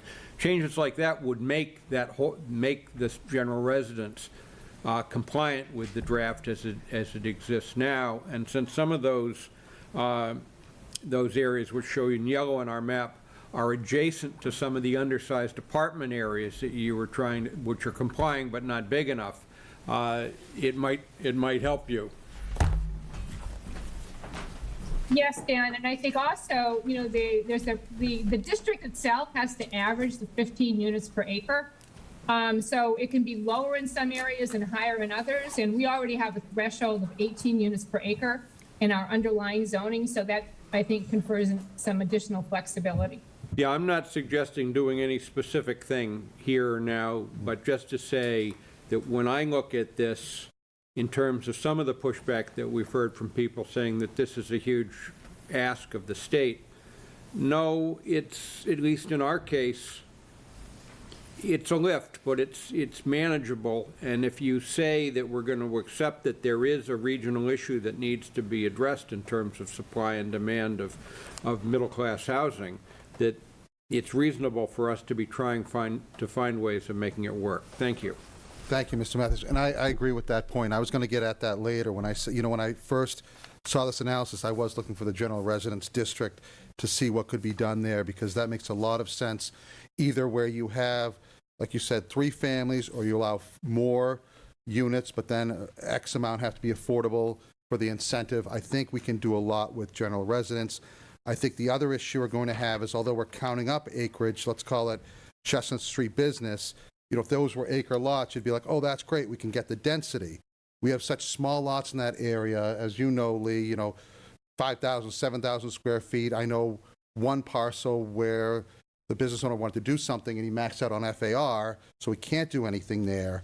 I just know that there are opportunities there, but we have to decrease what is allowed as far as lot size in order to make it as of right and for someone to do something. Because right now, it's good when you do it in totality and say, okay, we have X amount of acres, so we can have X amount of units.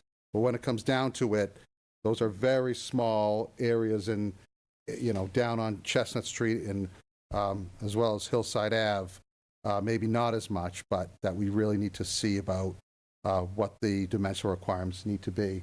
And I would support changing those in order to get up to these numbers. But any further comments? Okay. Yes, Mary Ann. Well, and the last thing that I do note is that this continues to work in concert with the 10% guidelines. So as we add more units of housing, we do need to keep an eye on affordable housing units going forward. Right. So everything operates together. I know we're in mid-presentation, No, 3/4. no, this so is I the know. discussion we need. I know you had some recommendations. So. Well, I'll just say on the next slide, or maybe 2 more ahead.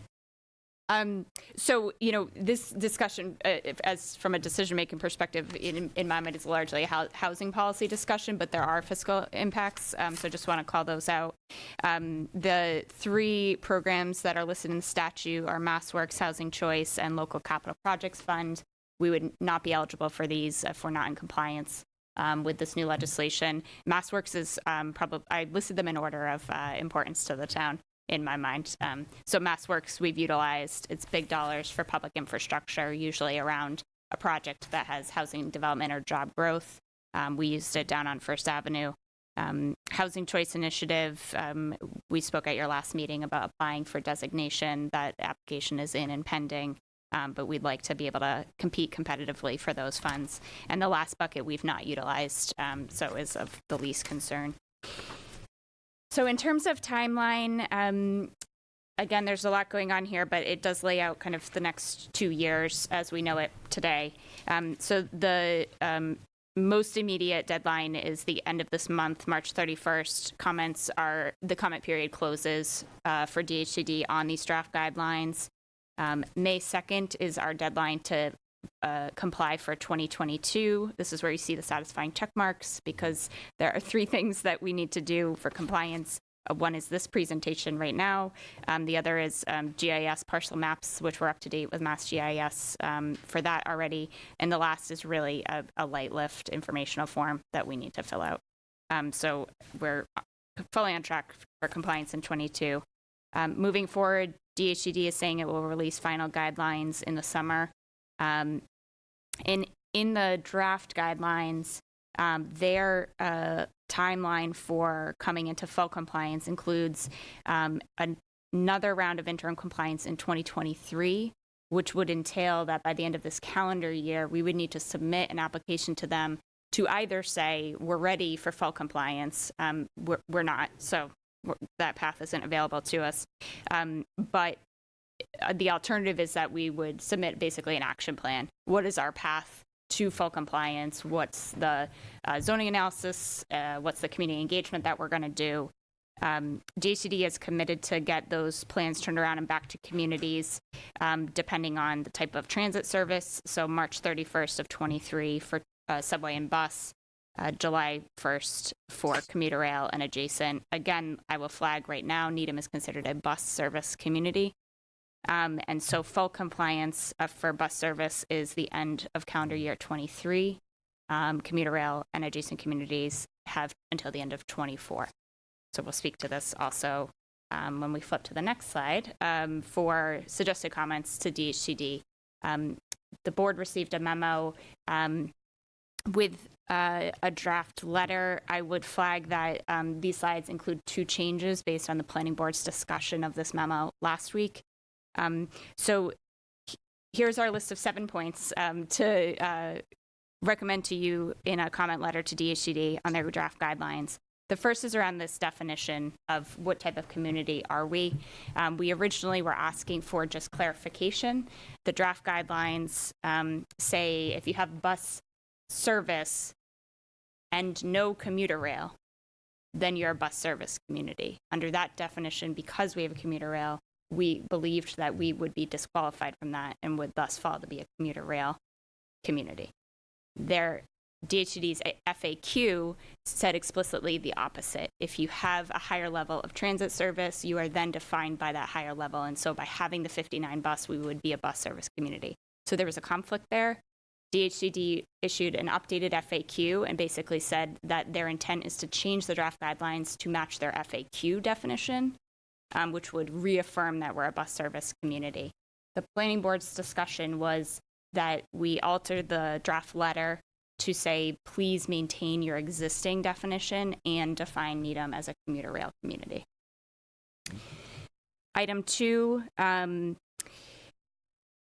would be irrelevant if we were a commuter rail community, but if we end up being a bus service community, I think the point stands that having a bus line in your community would increase our unit capacity from 15% to 20%, but because they're only qualifying proximity to a bus station, which is the intersection of 2 bus lines, we would have an added responsibility because we have a bus route in town, but we wouldn't have an added asset to build out around to achieve these guidelines, if that makes sense. So our request is to say that proximity to transit should include a bus stop, not just bus stations.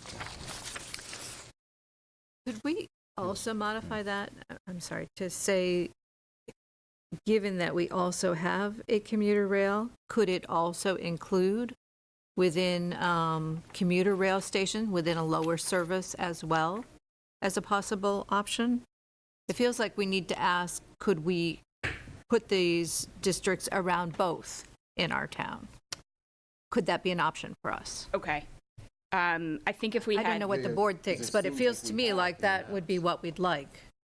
Right. Would be for a bus stop to count as an appropriate place, but also for a commuter rail station to count as an appropriate place. We would like both to count for us. Yes, and commuter rail stations do count. They do count. Yes, Okay. sorry. Thank you for that clarification. Yes. So, That's in there. yeah, that's in there. Okay. Thank you. Yep. Hence the area on Harrison. Yes, exactly. Yes. Thank you for that clarification.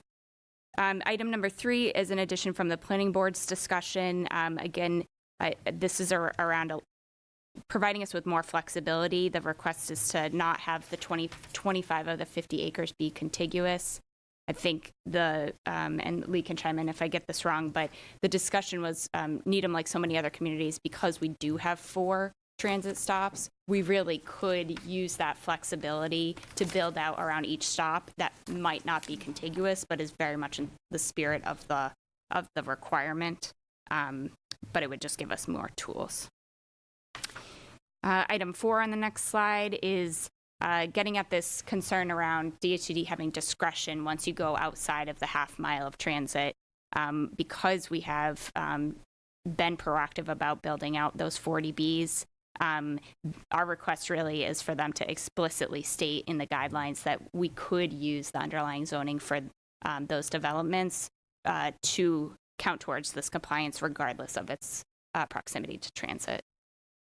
Item 5, the DHCD guidelines, they added a sentence that said in the future, DHCD has the discretion to decide additional funding sources that could be on the line for non-compliant communities. And so the request is for them to adhere to the legislative intent and just the 3 listed in the statute. Item 6 is a process concern. In the guidelines, DHCD says that they will be available to communities to be kind of advisory or maybe answer some questions as we're forming our any changes to our underlying zoning, but that they absolutely would not certify compliance until after town meeting votes. I think this could set communities up, including Needham, for a very challenging process if we think that we have something to go to town meeting that's compliant, get an affirmative vote, and then subsequently find out that something was wrong or not compliant. And number 7 is the timing. If we don't get our action plan back from DHCD until the end of March of 23, we would have missed spring 23 of town meeting for sure, and even fall of 23 I think would be tight if depending on what the community and planning process would be. So that is a lot, but that is the overview, and our recommendations to the board are approval of an updated draft letter to DHCD, approval for us to move forward with compliance in 22, and then we would turn it over to planning and community development staff and the housing working group to think through what does full compliance potentially look like. Great. Katie, thank you for all that information. Thank you, Lee. As well, just a question on process, and I'm thinking now of a public hearing as we move forward and possibly a joint public hearing with the planning board. When would you suggest it would be ripe for that? I looked at your timeline. I was trying to figure out, when we get some ideas back from the public, or would we wait? I know the housing group is also working on something as well, but we are heavily involved in this. I know it's a zoning issue, but we're clearly heavily involved in this as well. So, and you don't have to answer tonight, but I think we should just mark a time where we should have a joint public hearing and get the comments from the public, because it'll clearly affect or could affect their property. Other than that, you have suggested comments for the guidelines. I think they're all appropriate, and that's what we're being asked to vote on tonight.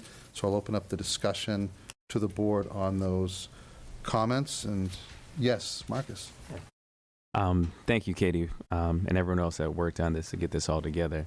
I'm going back to number 4 about the existing 40B units, kind of continue or allowing the communities to count the existing units. As we're looking to increase that 10% and allow for greater units,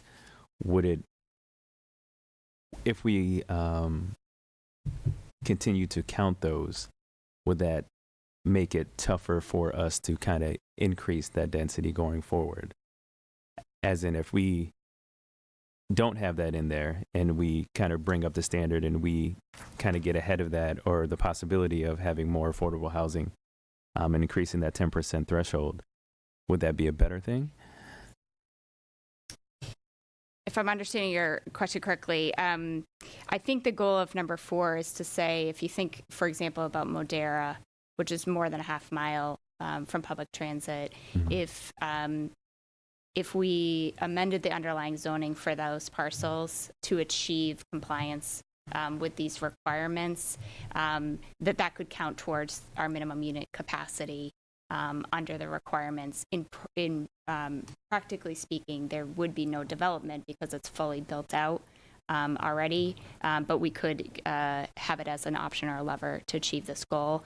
I think the question of how do we keep up with the 10% 40B requirement is a more holistic one beyond item 4. Okay. And I think it would be paired with the ongoing discussions about affordability requirements generally in town and policies around inclusionary zoning. Any further questions, Kevin? Yeah, you can make a pitch that Madura is, across from Bird Street up to Broad Meadow, right at the edge. That's right at Hersey, right? But we also did, it's just over, right? But they said if there was an easy access, that's pretty easy access. Yeah. But that Madura also was built with a lot of one-bedroom units, intentionally to get through so it wouldn't overwhelm the schools. Yeah, and I think the nuance is that we would be changing the underlying zoning and determining how many units would be possible under that underlying zoning, regardless of what is existing there today. Okay. So it's a little counterintuitive, but yeah. Any further thoughts? Yes, Mr. couple of Matthews. things. Yeah. One is that I think the letter is a good thing because the more getting some clarification. One of the issues in this is that some of the stuff that was written at the state level creates some ambiguities that we're just all better off having resolved. And also has some kind of unrealistic assumptions, like there's language in the guidelines that says they want us to really involve people and have a robust community participation process to decide what areas are going to be rezoned and how that's going to be done. With our system of public hearings, notices, planning board drafts, town meeting schedule, and so on, it just doesn't work in the window that they've asked us to do it in. So getting a longer time frame, plus the fact it isn't a final reg yet, and it's going to be changed in somehow. I think ultimately the town's goal is to comply with the regs as long as they come out in a reasonable form, and they probably will be reasonable, but they'll be different than what we're looking at now. So I think you have to be flexible in the way that you prepare for it. Another piece has to do with, and you may have to do the analysis of this in a certain way because of the way this stuff is written, but sometimes it can be distilled in a more simpler form for discussion with lay people. For example, talking about the two standards of the minimum of 50 acres and the total number that a town would have to do. Well, the 50-acre minimum really only would apply to a community that has, at the absolute minimum, if it's anywhere in the MBTA area, even a town with no service, wouldn't apply to any town with more than 7,500 housing units right now. So therefore, that kind of gets set aside because we're a little north of 11,000 housing units. So they say, okay, this is an 11,000 unit town. How many acres do you have to comply?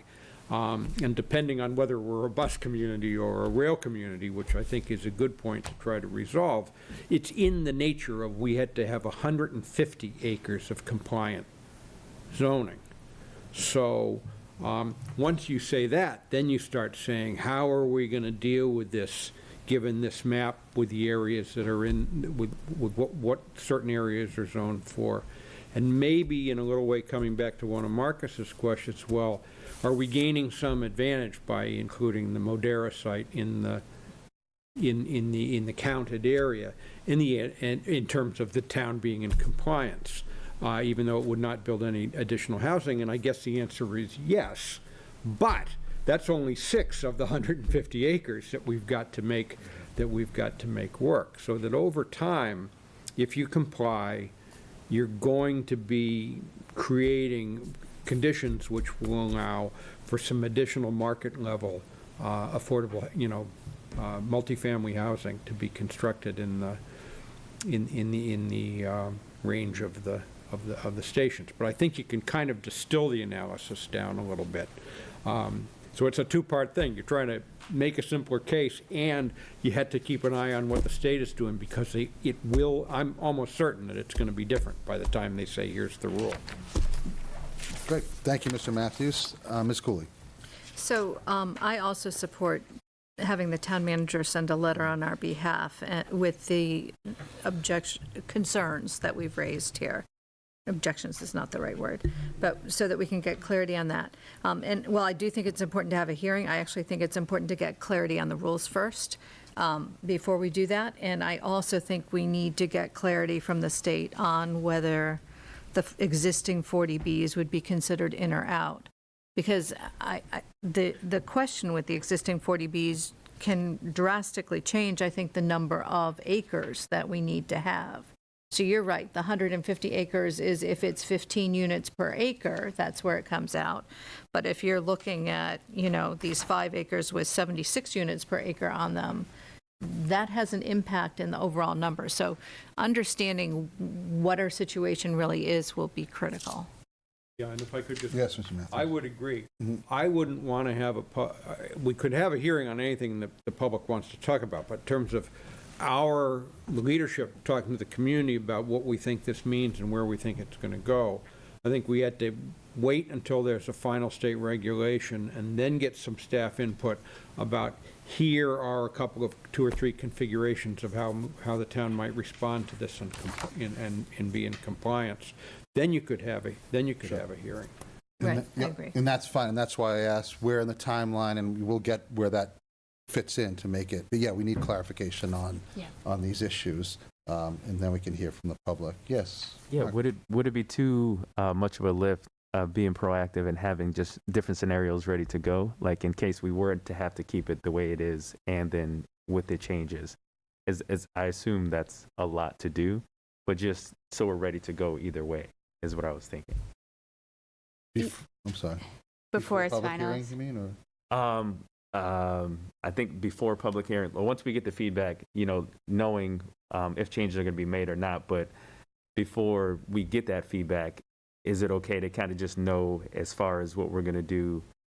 I don't know if that makes sense. To know what we're going to do prior, to have just different A, B, C scenarios ready to go if we were to have to abide by this, or if we were able to have the amendments made that we asked for. Is that what the housing working group is going to look at? That's one of the recommendations I see. So I guess I'll comment and then actually ask Lee to chime in as well, just on the housing working group. I think as staff, we're certainly brainstorming options available to us, and in the addition to the housing working group work plan, I wouldn't put forward in the public option A, B, or C until those rules are final. I wouldn't recommend that, right. just because really the foundation could change under us. And that's why it's before public comment. Yes. So I'll just see, Lee, if you have anything to add on the working group. No, I don't think so. I think the working group is looking at these guidelines and is going to be looking at strategies that actually move us in this direction of creating additional housing, but certainly with an eye toward the fact that these guidelines are really a work in progress and will probably be changing over time. Thank you, Lee. Kevin, did you have Yeah, I love the letter idea. I think we make a pitch that the calendar, it basically is leans on once final regulations are promulgated or issue finalized, then a calendar would kick in place rather than specific dates. I know we talked about moving it back, in fact, December 31st, 2024, but why don't we make a picture, like, we could do all this stuff, but let's wait till you guys get something. Because this is a lot of work there are some towns to do for something that they haven't settled on. Yep. So are you suggesting that we would say, once the final regs are promulgated, that we then need a year and a half or something like that? Yeah, after 18 that, months, before a yeah. deadline, or what, something reasonable there? Does that make sense? Or? Rather than giving them 2024 as a deadline. I think that could be a thoughtful thing to do. I'm trying to think what the timeline is now between summer of, 2.5, right? so summer of 22, and we're asking December of 24. Yeah. That's 18 months. That's 2 No, years. it's 2 years and 4 months, so. Thank you. That's what math in public. Yes, exactly. So whatever reasonable period is, I think we should figure that out. Right. And I think we can Right. give authority to the town manager, if you can think about that. I think the suggestion's been made. I think the idea is we are in the town meeting form of government, and unlike cities, which we had the discussion the other day, how we can't be as flexible with timing. So whatever works for the town and staff, I think that's a good comment. Thanks, Kevin. Is there a motion that the board vote to approve the town manager to submit a letter on the town's behalf commenting on the DHCD draft guidelines by March 31st, 2022, and submit the necessary paperwork for 2022 compliance by May 2nd, 2022? And I think it should say authorize the town manager. Is there such a motion? So moved. Second. Any further discussion? All those in favor say aye. Aye. Any opposed? That's unanimous. Thank you. Thanks for walking us through that. Thank you all. There's a lot of work. And Thanks, Lee, Karen. one of many meetings. Thank you, Lee. Thank you, For Karen. distilling it so that it was a lot easier to understand. Yes. Great. Okay, next item on the agenda, Police Department report. Chief Schlittler, Lieutenant Baker, nice to see you. Deputy Chief. Deputy Chief Baker. Deputy Chief Baker, I yes. think it was all the, we have Dan Matthews' final night here, meeting. That's why we're a little behind, and I was thinking of the past, I guess, so. Kidding. It's that COVID part Yes. that got in the way. Yes. He's got a lot of I was past. reminiscing. He's got a lot of past. Nice to see both of you, and of course, thank you for all of your hard work. You're here to present a report we have in our packet, and I will turn it over to you, Chief. Great, thank you so much. And first off, Dan, I just want to say thank you and congratulations for all your hard work. I remember when I got hired here in '98, you were here, so your commitment to the town has been amazing, and I'm grateful for your support over the years, and that you definitely left the town in a better place, so You too, Chief. thank you very much. So, this is a draft. That's kind of a working draft that, we've been working on for a little bit. So what I think maybe we'll do is we'll kind of go through each section briefly, and if you want to have, if you have concerns, if you want to state them at that point or wait till the end, that's fine as well. Yep, you can state them during, that way we can get through it. Do not go back. Yes. So, first, we'll take a look quickly at the police department, kind of break down how our department is structured. This is myself, and then we have the deputy chief and the lieutenants. So the deputy baker is in charge of community service, professional development division. And then we have investigative services and professional standard divisions, which is overseen by Lieutenant Matt Forbes. And that really, they cover court services, school resource officers, drug and alcohol testing, warrant management, regional intelligence, and Metrolec. Traffic and Community Safety Division, which is overseen by Lieutenant Belinda Carroll.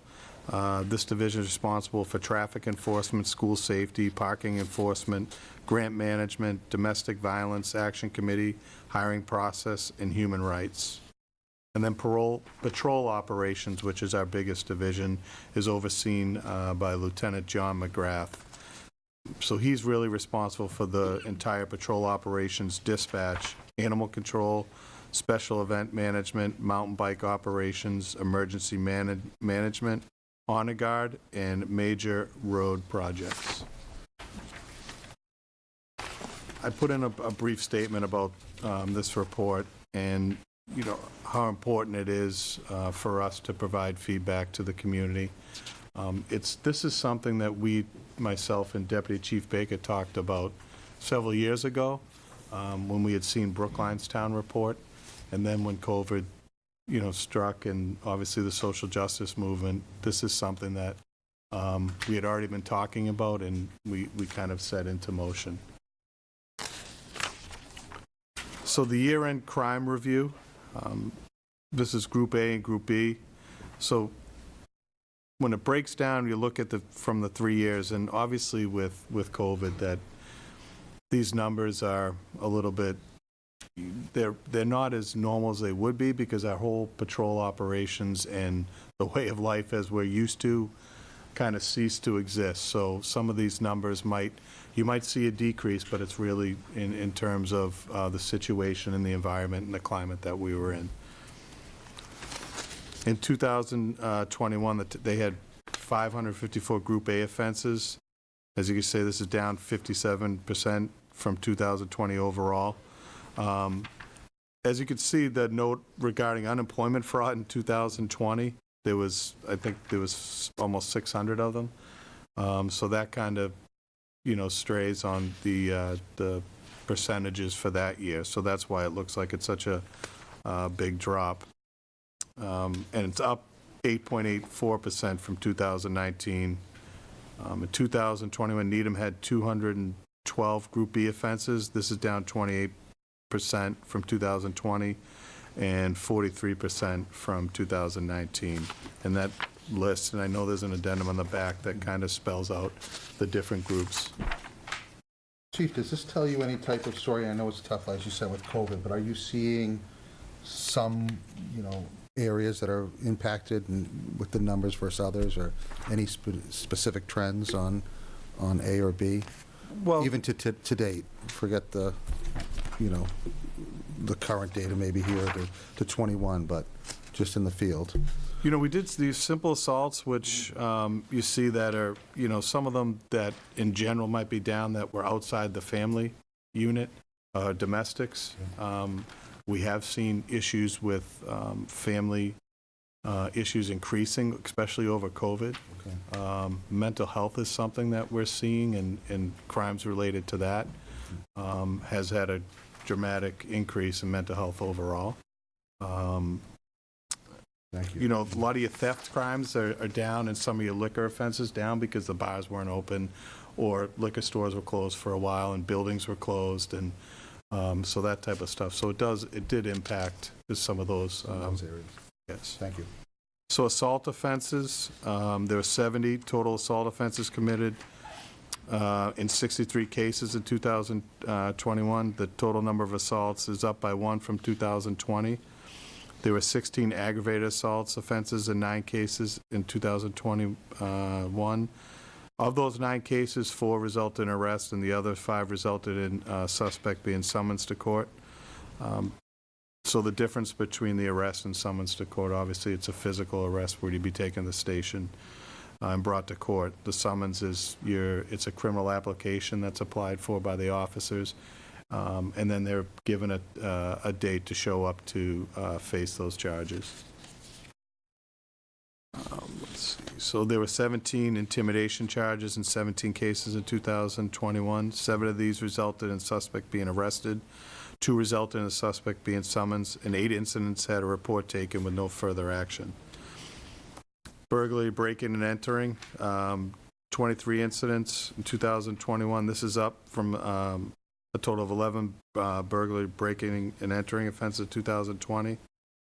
Of the 23 incidents, 1 resulted in an arrest, 5 resulted in a summons, 8 required no further action, and 9 were forwarded to a detective for further investigation. A lot of these times that if we get physical evidence, whether it be DNA, fingerprint information, those may take, 6 months to a year to get the results back from the state lab. I got a quick question. Yes. It's probably more for Miles. Is there a way to put this up on the screen so they can see the presentation, the people that are watching? Oh, okay. I didn't know if is in the packet. I didn't know if it was It's in. online. It is online. Okay. Okay. Yeah, people could look at it online. Destruction, damage, vandalism to property, 65 vandalism.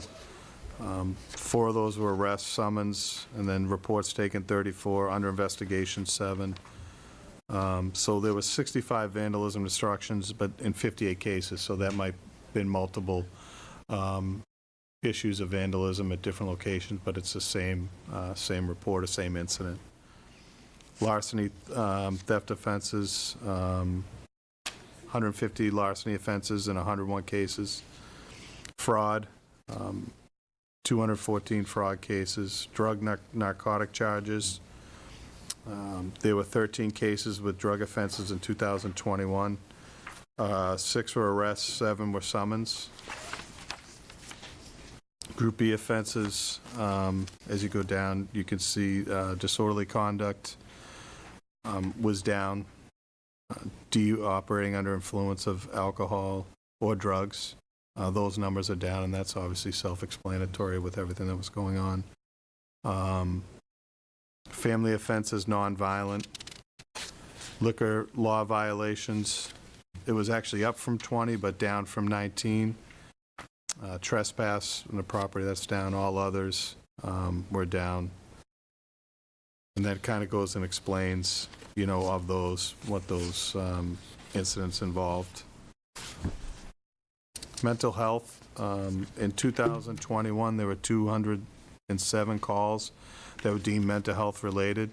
For this data, we are considering a mental health related call to an incident in which mental health is involved. There was an average of 17 mental health related calls per month.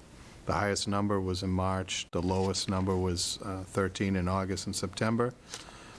There were 176 total mental health related calls in 2020, meaning that there was an 18% increase in the number of calls in 2021. Obviously, with the nature of mental health, calls can vary greatly. Sometimes the end with the individual being taken to the hospital for treatment. This transport can be the patient's request and agreement, voluntary or under a Section 12, which gives us we can sign that pink slip at the Section 12 that allows us to take them to a location to be evaluated, and then the hospital can keep them up for a period of time.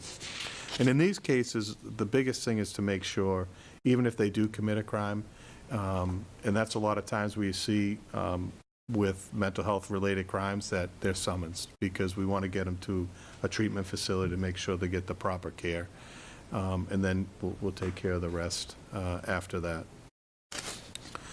So this, if you could see, it goes down. Section 12, which was initiated by police, we had 52 of them, is 25%. Then by a doctor or therapist is 29.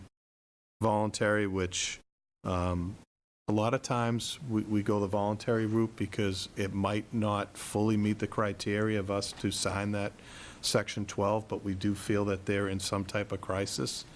And the best case scenario for them is to be taken to a hospital to be evaluated. And we work with them to get them to go with us on a voluntary basis. Court order, we had 1, and then no transport was 88. So that could be for a variety of reasons, that there may be somebody that is there with them, that is familiar with them, that understands the care that they need, and the family member's been in touch with a mental health professional or their doctor, and they feel comfortable enough that they can handle it on their own at that point. Drug overdoses. Excuse me, Jim. Yeah. Yes, Quick Mark. question. How many of these might have been repeat situations, or people that have done these multiple times within the 52 or the 29? Was that consistent, or were they all different people that went through this? I'm sure there are probably some repeat individuals that are in there. And is anything done more for those ones that continue to come back, or we initiate, or is that done differently? How's that handled? So we have the community outreach program, our CIT program, and they do follow-ups with those. And the whole idea is to meet with them, meet with their family, meet with their social workers, whatever, be part of the piece of this solution for them, because we want to make sure that when we're going there, that if we want to get them into a place before they get into crisis. So we work with the community, and I know Deputy Baker can talk about the CCIT, but in our follow-ups. So we make sure that we go down, we talk to them. What do they need? What are some of the issues that might be triggering to this? What can we do to help with that and make sure that they don't get into crisis and get them the resources that they need? But we do have a pretty extensive follow-up program that we work with Riverside and our community partners, collaborative partners, to make sure that we're working all phases of whatever the issue might be. Okay. Thank you, Chief. In 2021, there's 17 suspected drug overdoses in Needham. 8 of those were opiate overdoses. 9 of those were overdoses from another drug. This is an increase of overdoses from 2020, which had 12 total overdoses. Of the 17 overdoses, 8 of them had Narcan administered by either police or the fire. 9 of the 17 overdoses did not require use of the Narcan. There were 3 overdoses that led to deaths and 1 with an unknown result. The incident with the unknown part of the party was unresponsive at the time that they were taken to the hospital, and we necessarily can't get that medical information from the hospital to determine the outcome of that. Domestic, in 2021, there are 97 domestic violence-related calls in Needham. 66 out of 97, or 68% of these calls, were verbal only in nature and did not escalate in any form of physical violence. 28% of the calls had offensive assault and battery attached to them, and 4 of the domestic-related calls reported threats, intimidation, and 2 reported strangulations. 80 of the domestic-related calls were reported this year had no injuries, 15 had minor injuries, and 2 had moderate injuries associated with the incidents. In 82 out of the 97 incidents, no current restraining order, protection order in place, and the victim chose to decline getting emergency order and put into place at that time. In 8 instances, the victim did elect to go to emergency order in place. In 6 of those cases, there was already an active restraining order, abuse prevention order in place at the time. In 1 case, a new emergency order was denied by a judge. So we do have follow-ups with domestic violence as well, so that we try and connect with that person after the fact to make sure that they're in a safe place, or if they need any assistance from us, or if there's any resources that we can assist with them getting. Use of force. The use of force incidents that Needham Police are involved in are a result of individuals' level of unlawful compliance, resistance, rather than the officer looking to harm the public. We are obligated morally by law and by policy to use only a level of force that is reasonable and necessary to effect an arrest, to ensure public safety, or to protect ourselves or others from harm. In 2021, there were 19 times in which force was used during a call for service. In some calls, multiple types of force was necessary to resolve the situation and maintain the safety of all present. So hands-on control, as you can see, is the majority of what we do for use of force. And What is that? so that might be as simple as taking somebody and moving them to another location or forcing them to a location, handcuffing them, to get them into a place that we can handcuff them if it's under arrest. But Okay. a lot of, so it's hands-on control, so it's not striking, it's more compliance. So we might take them by the wrist to effect an arrest, but if we struggle them a little bit, when it's just hand controls, then a lot of towns, I'm not sure, actually relate this to a use of force, but anytime that we do put our hands on somebody, that we do write a use of force report. Okay. So this is the lowest level of force, and it's really just in compliance to make sure that everybody's safe and we get the situation resolved. The taser's displayed, so anytime that you remove your taser, that's a use of force. That wasn't pointed, it was just unholstered. Firearm unholstered, there was 2 instances, and in 1 instance, we had the less lethal ready. So the less lethal is so we have a couple of them now. So we have a beanbag shotgun, which is a less lethal.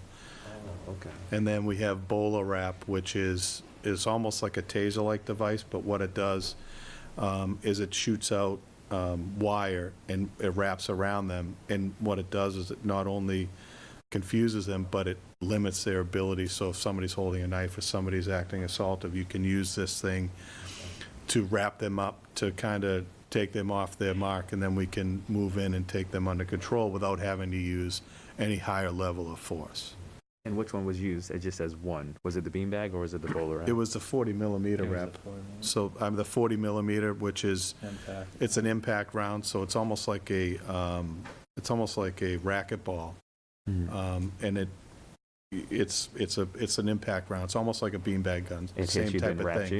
you? So there's certain areas where you can, depending on the level of force, so depending on the level of force that's needed. But we do get training on where you want to hit them in less vital areas. You wouldn't be here, the face, the neck. But if you were in a lethal situation where you could use deadly force, and you use the impact round, you're just shooting for kind of the center mass you want to stop the threat. So we've been very fortunate that we do have a lot of these less lethal options available to us. And the training, it's important. So we're very grateful for that as well. Were any officers harmed in any of these instances, you know? So there probably, I don't have the numbers in front of me, but yeah, there would be some that. When you get to that level, right? There is, yeah. Thank you. Is that something we can add to the stats as far as officer harm or safety or something else we can, just to understand the gravity of, what the officers are going through as well, to understand why this is happening? I think we can definitely do that. And I think it talks about, especially in handcuffing, I think it talks about officer safety or mental health. It kind of breaks it down that way. So we can probably. Do injuries. We can do that. So this is the number of encounters in which force was used. So it breaks it down by race. Black, there was 3, Hispanic, 1, white, 15, for a total of 19. And then we go into motor vehicle stops and race and gender. And that breaks it down by the total number of motor vehicle stops. And then the next section actually breaks it down by motor vehicle stops by race, gender, and residence. So if you look at total by race, the number of motor vehicle stops, and that includes, so this will include everything about written, so a civil citation, a written warning, and a verbal warning. Under the hands-free bill, they talk about civil citations and written warning documenting. We're one of the few departments that have, for a long time, recorded data on verbal warnings, so that we get a better idea of the total population of motor vehicle stops, rather than relying on citation data. So if you break it down by race, 7.5% for Black, Hispanic is 8.5, Asian is 5.0, Middle Eastern 2.7, Indian 0.5%, and white 75.8. And then when you go to residents, it's 0.4% of Black, 0.3% Hispanic, 0.8% of Asian, Middle Eastern 0.3, and then Indian 0.1, and then white is 13.4. And then the next obviously talks about non-residents. And then I just had a question about non-residents. Of those non-residents, how many of them work in Needham or in that? We don't track that. We wouldn't have any way of knowing that unless we act. We would ask them that. And it also for collecting race data for motor vehicle stops. It's not on their license, and if we don't ask that data either. So if the officer's unsure, we'll put unsure. But it's not something they were asked, do you work in town? Because then it kind of sets off another thing, like, you're asking me, I work in town. Does that make a difference? Yeah. Yeah, you know what I mean? I think it does. So we don't. It's hard to, I don't think we could break that out. Okay. And then the other question I have, as far as no enforcement and verbal warning, are those kind of the same thing? Or is that two different things? I know they're two different statistics. On the bottom. Yeah, on the bottom for gender. Okay. No enforcement was more, I think, from crashes, Say it again? I think it's from crashes. Crashes? Yeah, so Motor crashes vehicle where, accidents. like, they were involved in a crash, but there was no citation or any action taken. Okay. Oh, so that Is is a my vehicle stop. understanding. That's a Yeah. motor vehicle stop. Yeah, right. And the verbal warnings are collected in the total number of stops, motor vehicle stops? Is there a So way, you- or, Go ahead, Marcus. yeah, I was gonna, just to kind of say what that is for people, no enforcement, means this or that.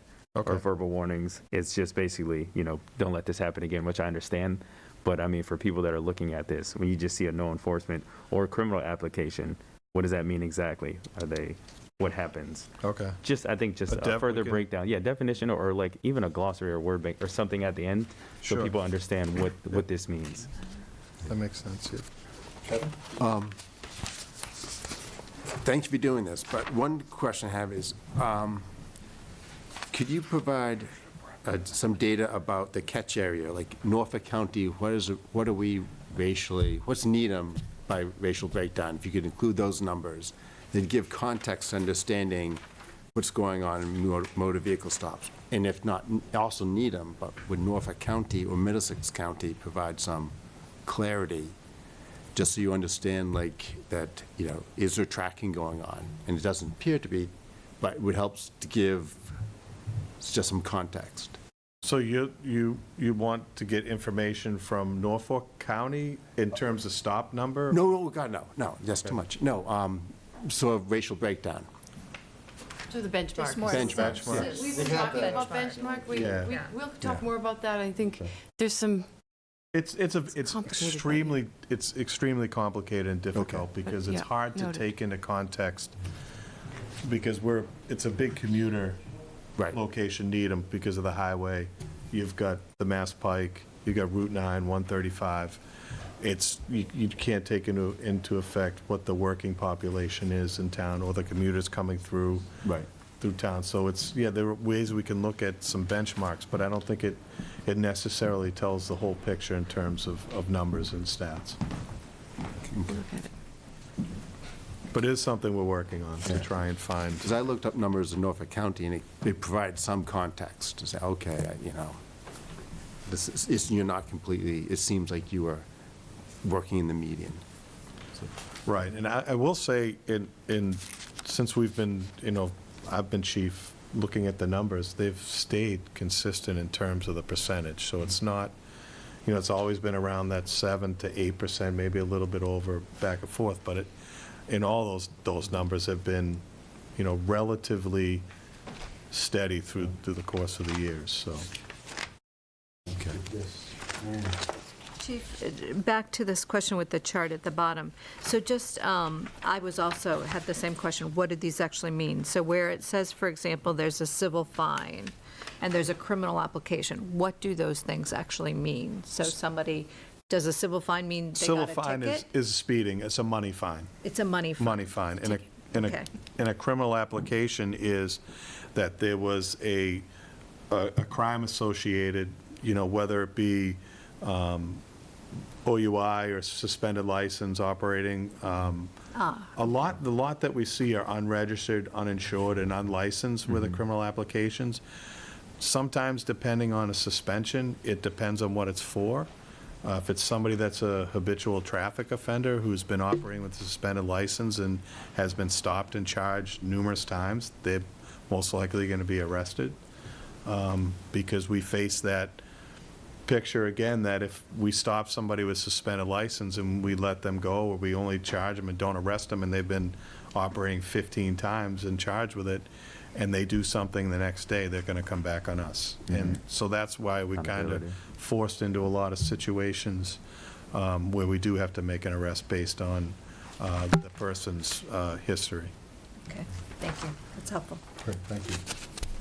And then I just want to go back real quick to, I blinked, but I'm looking at the handcuffing and the stats that we're doing for stops and things like that. Are we able to get the same kind of stops with race, gender, and all those things for handcuffing as well? That's just back a page. After you talk about drug overdoses and... Did I go over handcuffing? I think you... You might asked have. if we could get a racial Oh, breakdown. okay. Yeah, Yep. racial breakdown. I don't know if we went over handcuffing or I missed it.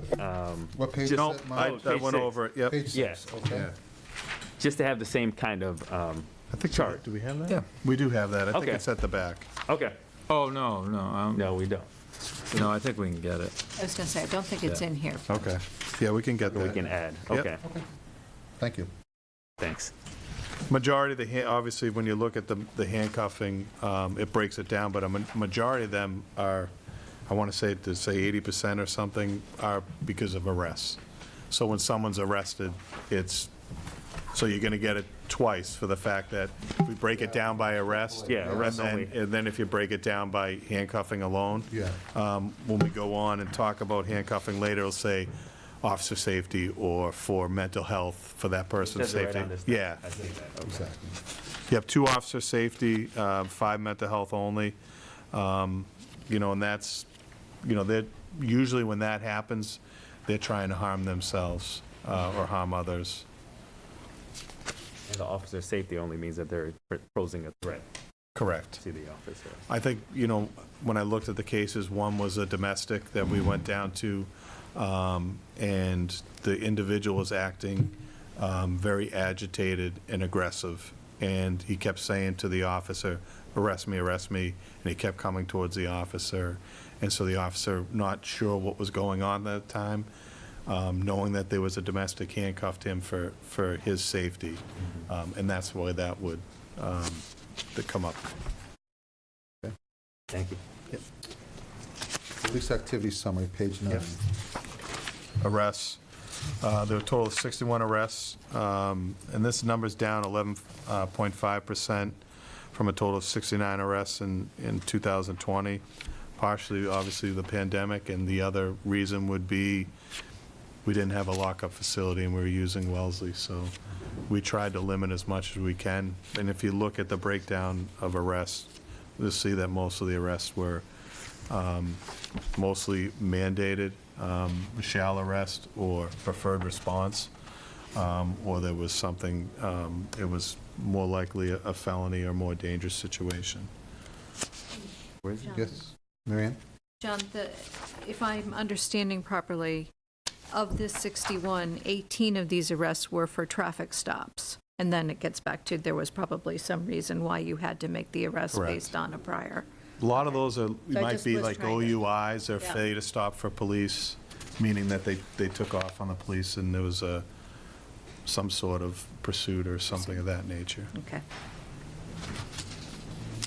So we'll go into those arrests. So the race, there was white 40, black were 9, Hispanic 8, Asian 4, total of 61. 52 of the 61 arrests were males. Let's see if there's nothing else on that. The breakdown of arrests by race is shown above. The majority of the arrests in 2021, 65.5% were white suspects, 9 arrests were African American, which equals 14%. We did that. We spoke about that. There were 21 arrests involving BIPOC individuals. 20 of those 21 arrests were offenses that mandate arrest or preferred response. 8 of those arrests involved active warrants, which when there is a warrant, the law indicates they shall be arrested, so that doesn't provide any real leeway in that. 7 of the arrests were for assault and battery on a family member. 1 arrest was for assault to murder. 1 involved possession with intent to distribute Class A and Class B drugs and trafficking fentanyl. 1 involved felony possession of a firearm. 1 involved assault and battery with a dangerous weapon. The arrest was not mandatory. Prefer involved a suspect in an ongoing heroin fentanyl distribution investigation. So that party might have had a motor vehicle or a license issue, but they were the subject of a fentanyl distribution. So the arrest was made based on the information we had. And then can we get a breakdown of the white arrests as well? We do So have them, and later, I went through those as well. It's not in here, Oh, but okay, I'm just- we have a sheet, but we can do that. Okay. And most of those, I just looked at them, were same nature, Same kind of mandatory, thing. domestics, violation restraining order, and so forth. Just understanding that and Yep. having it there. Yep. So the total calls and types, total calls for service, As you can see, we had, the Needham Police Department had 42,365 calls for service in 2021. This is down 3,700 or 84.45% from the 2020 total. Calls can be broken down into priorities based on the level of urgency. The highest priority is level 1, includes burglary alarms, fires, motor vehicle crashes with injury and sudden deaths. Priority 2 indicates calls for suspicious activity, fraud, larceny, well-being checks. And then priority 3 is the lowest, which encompasses a majority of everyday calls, includes security checks, animal calls, public assistance, motor vehicle stops, and administrative calls. So, Traffic and Community Safety Division updates. So this kind of breaks down the motor vehicle stops, written warning. It goes into, as you could see, between written warning and verbals.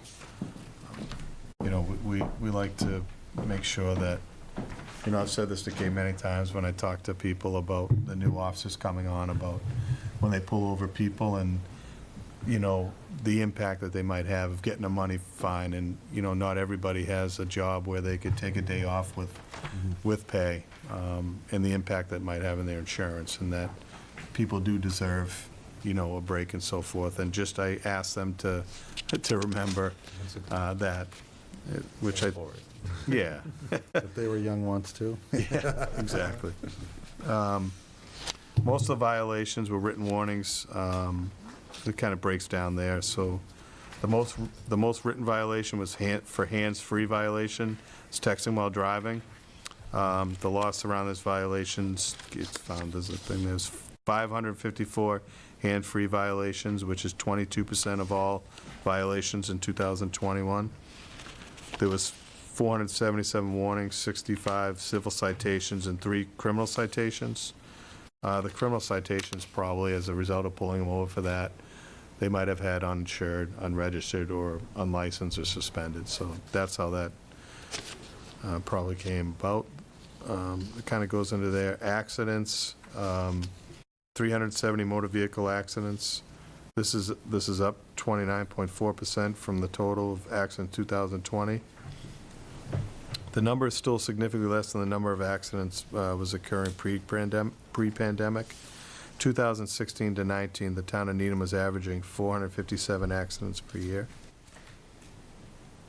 And you'd like to say that Officer Baiades and our other traffic officers' influence in going to high-impact areas in terms of crashes and violations and complaints definitely has an impact on that number of crashes and safe enforcement. And this chart is different than the one earlier that had the motor vehicle stops.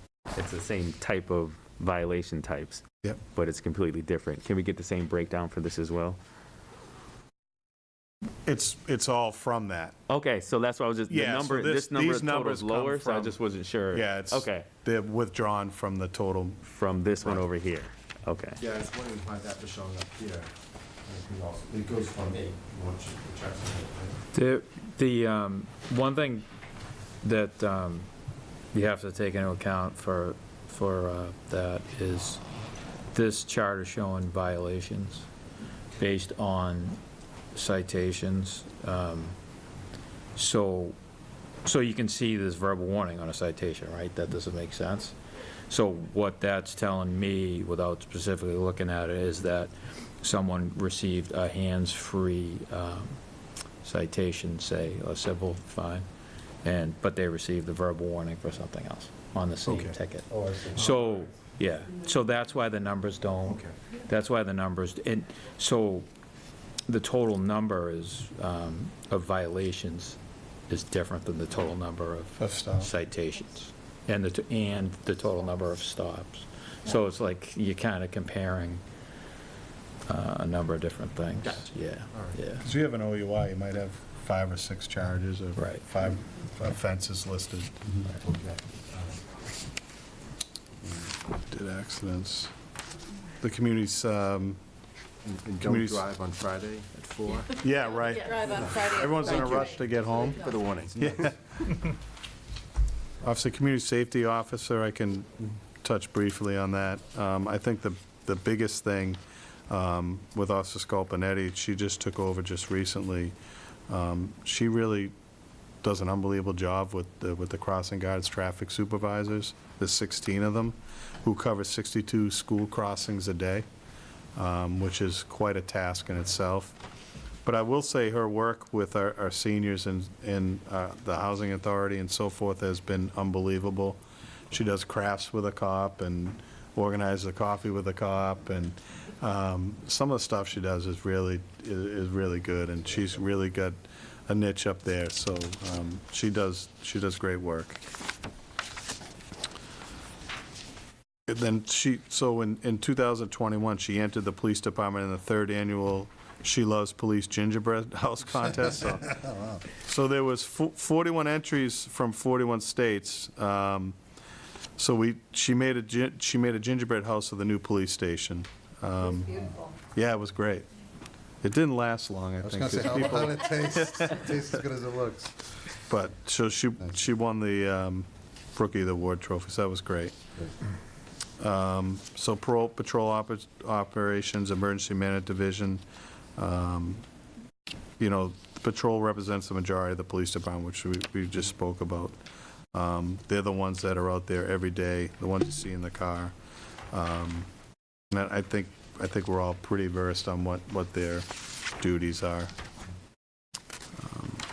And then dispatch, obviously, that's the kind of the heartbeat of the department, because everything comes in through our dispatch, and we will ring down to fire department for some medicals, and then they dispatch all calls to all of our officers out on the road. Mountain bike unit, obviously, we're pretty aware of what they do. Animal control has been a challenge this year. Our main animal control officer has been injured from an incident that involved him breaking up a fight between 2 dogs. So, but Officer Palmer, who is a certified animal control officer too, has been picking up as much as he can to make sure that we're staying on track. And then school resource officers. I know we've talked a lot about what our school resource officers do. I don't want to.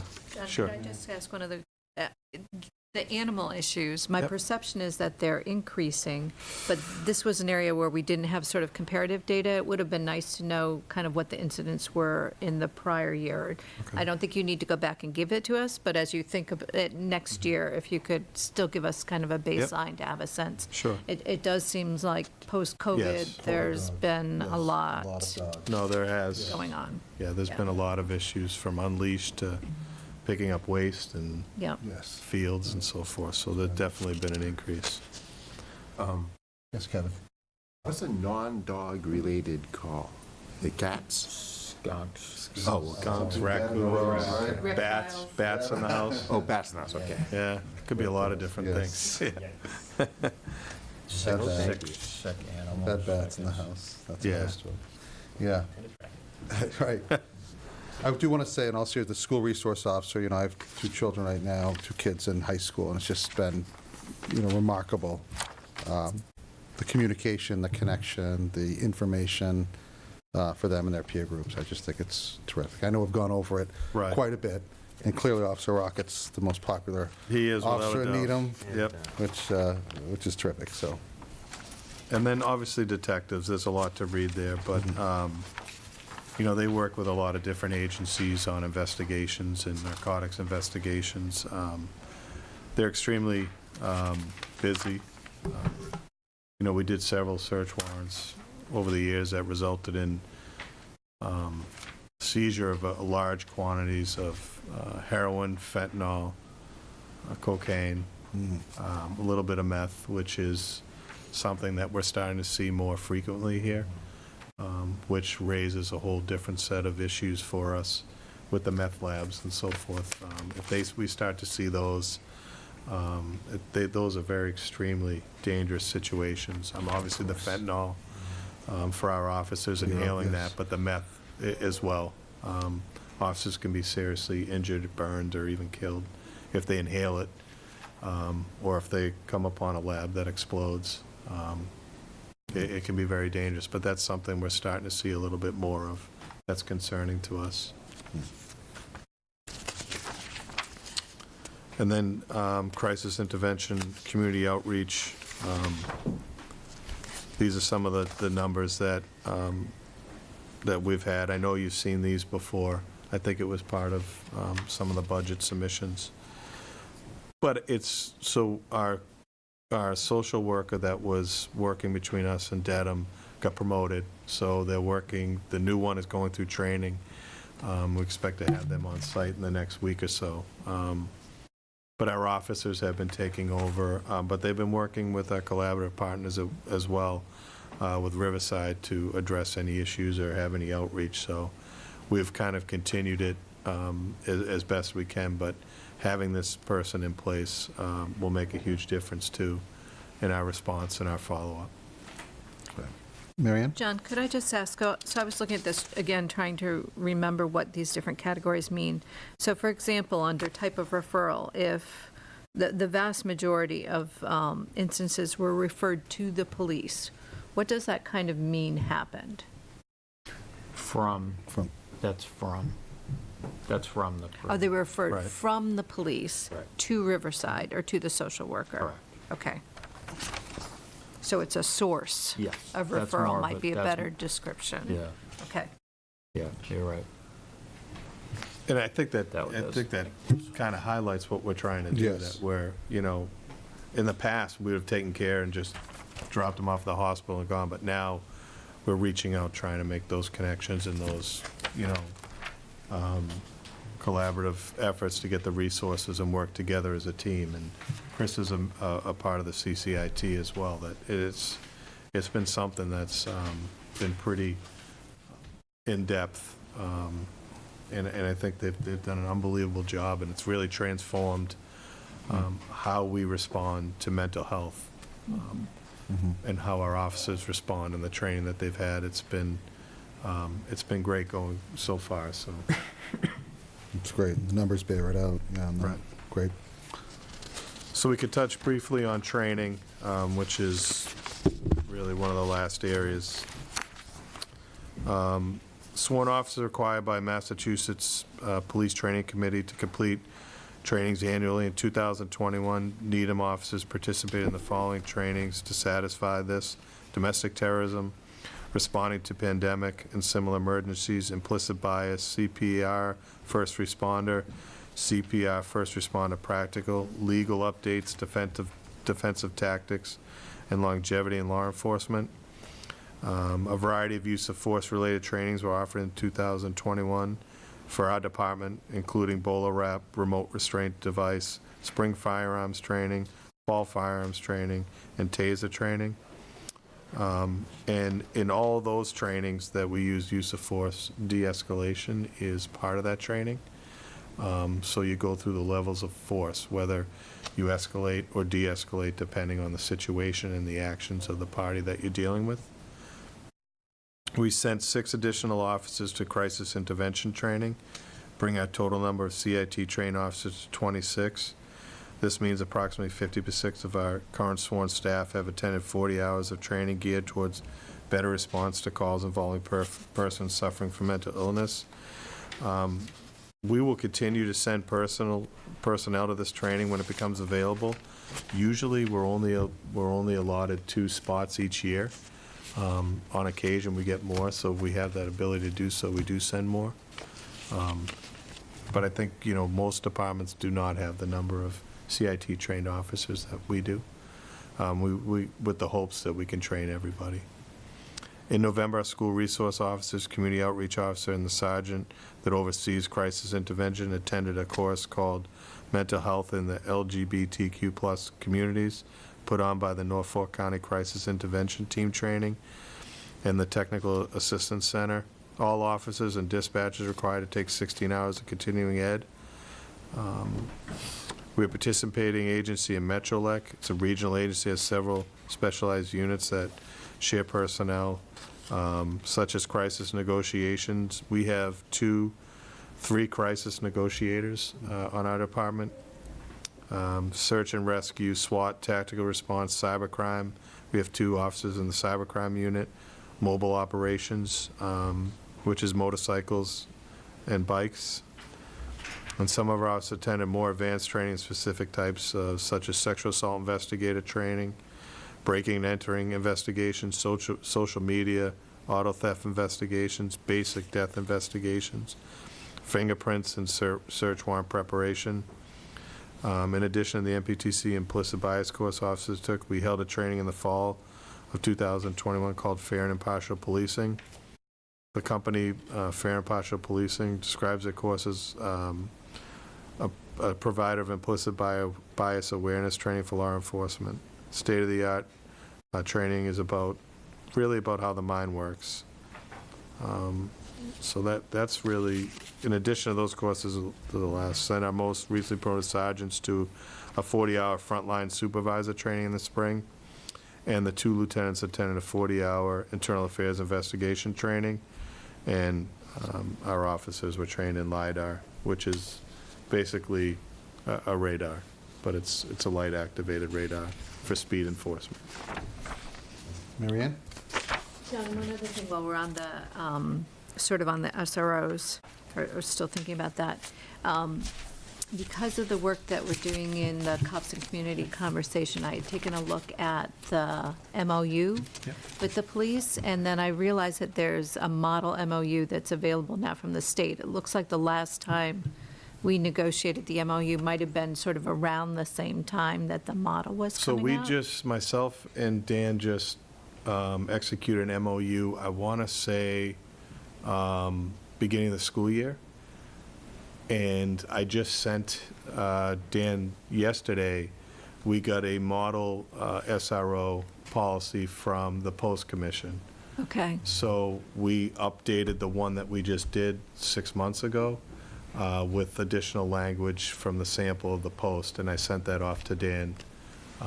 We just got that last week, so I sent it off to Dan just yesterday. Interesting, great, because there were a couple things that I noticed where just either a slight difference in the tone of the language or certain other provisions that seemed like they were consistent with things that we were doing, but would be valuable to include there, so I'm glad that Yeah, we that kind of exists. took a guess back in the early fall, what was going to come out from Post, and try to add it so we'd have the most up-to-date, knowing that we most likely would be changing it at some point, and we're at the point now where we're changing it based on the model policy.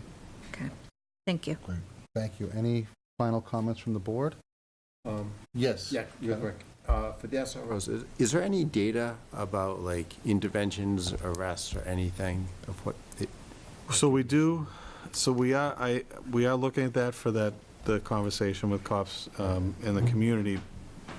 We'll have to break it down because a lot of and make sure, I don't think there's many that actually happen in the school, but diversion, they go to diversion on criminal charges, so I have that broken down. We'll have to go back in and see if, those happen in school, which there might have been a couple, but there is a connection, obviously, to the school because they're students, but we can break that down as best we can. Thank you.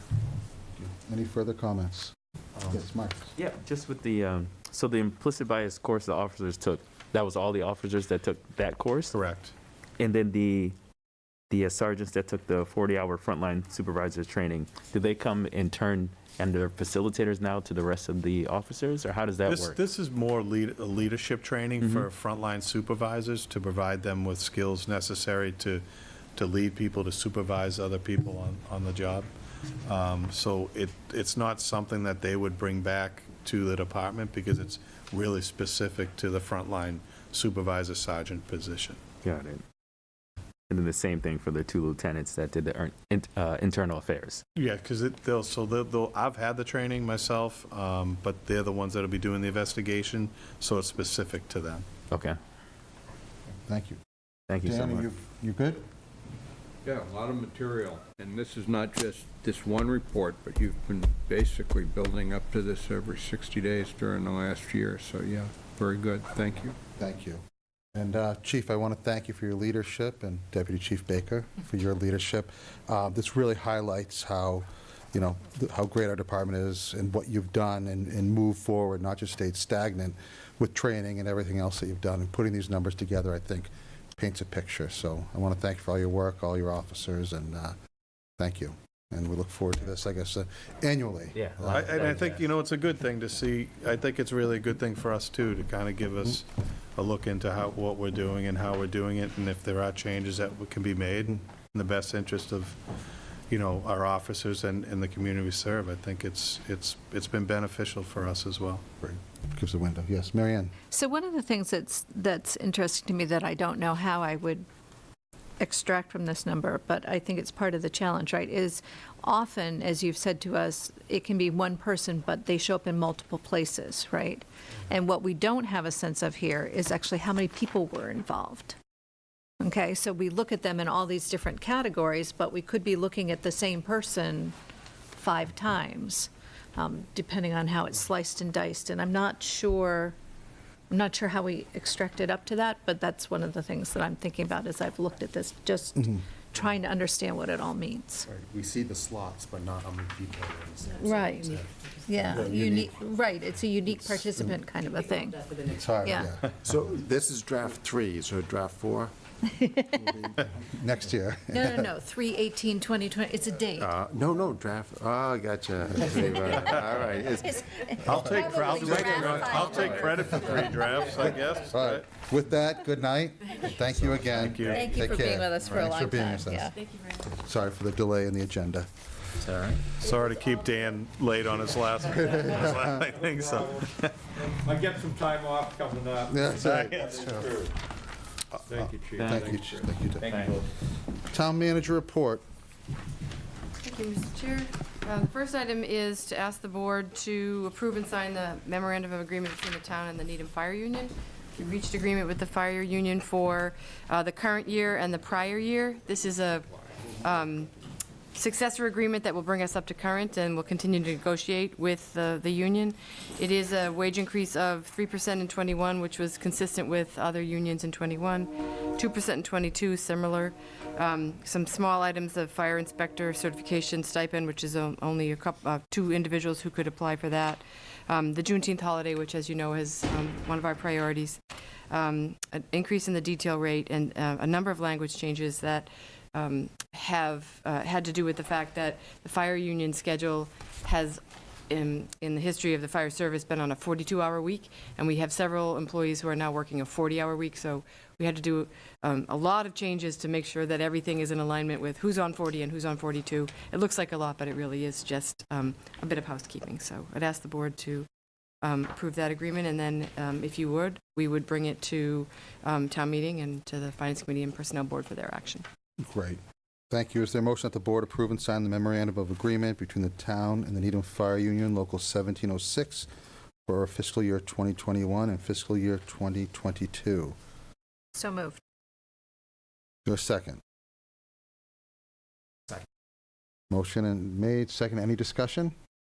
I just don't know who's going to present this, Dan, with you. This says your name written all over it at town meeting, but you'll be there. Okay. All those in favor say aye. Aye. Aye. That is unanimous. Good piece of work. Yes. Thank you. The next item is the TripAdvisor forbearance agreement that we deferred from the last meeting. I would ask the board to approve and authorize me to sign it. I thought I would provide a little bit of background, if that makes Please. sense. Yes. So in December of 2012, town meeting by majority vote approved the creation of the tax increment financing plan for TripAdvisor. And I would note that it was amended in May of 2013, because of changes to the size of the building, which and that agreement was approved by unanimous vote of town meeting. So the tax increment financing is an increment. It's the tax exemption that's provided to an entity that's determined to be of a significant value to bring into the community for economic development. The increment is only provided to the amount that's above the tax that was in place at the time. So it's an increment. The tax increment finance deal that we're talking about from TripAdvisor is a 13-year agreement. There was 76% exemption for 5 years and a 1% exemption for 8. So we're in that 1% realm now. about a year ago, TripAdvisor informed us that they did not meet the required 700 jobs that they needed to create or relocate to Needham as part of their agreement. The job creation is a state portion of the mandate that is included in our TIF agreement. And they knew at the time that they were not going to be able to meet the December 31, 2021 700 job target either. We don't have that report yet, but they had told us that they weren't going to make it. So my intent in creating this forbearance agreement, working with TripAdvisor and Town Council, was to create a record of that noncompliance so that the community had that record, and to determine whether there was an appropriate consideration for the town based on the fact that the jobs were not moved here or created here. We all know that the COVID-19 pandemic moved a lot of people's jobs a lot of places, and it wasn't even necessarily that they weren't at this location, it was that maybe not even in Massachusetts. I mean, and that was true for lots of industries. So just so it's clear, the 12/31/2020 report, in which there were not the 700 jobs, affects the FY22 tax levy, which is the year that we're in now. And so because there's a 1% exemption for TripAdvisor in 2022, their tax was exempted. The part it didn't pay was $17,543. And for the 12/30/21 report, which we don't have, but we know is not going to meet the target, the tax exemption for will be for 2023 at 18. I have these years backwards. 17,543 for 21 and 18,000 for 700. 18,776 for 2022. So again, those are the amounts that they're exempt from paying. They did pay the 99. They were billed and paying the 99%. And I just wanted to give you a sense that that for both 21 and 22, the real estate tax bill for TripAdvisor is in excess of $2.1 million. And so that's the amount that we did receive, as opposed to the 17,000 or 18,000 that we did not. In addition, TripAdvisor paid in 21 and 22 about 300,000, plus or minus 300,000 in personal property tax, and there's no exemption on the personal property tax. So the important statement here is that TripAdvisor was not released from any tax payment due to this forbearance agreement that we're recommending to you, and that they're full in compliance with the payment provisions of the TIF. Again, the 770 jobs that were not created or relocated to Needham, we negotiated with TripAdvisor that they would provide some benefit to the town. The most notable is a $25,000 contribution to the Needham Public Schools, and this is for scholarships for school-related travel. And this is something that they had done in the past, and it was very much appreciated by the schools because there are always students who have a hard time participating in those programs for financial reasons.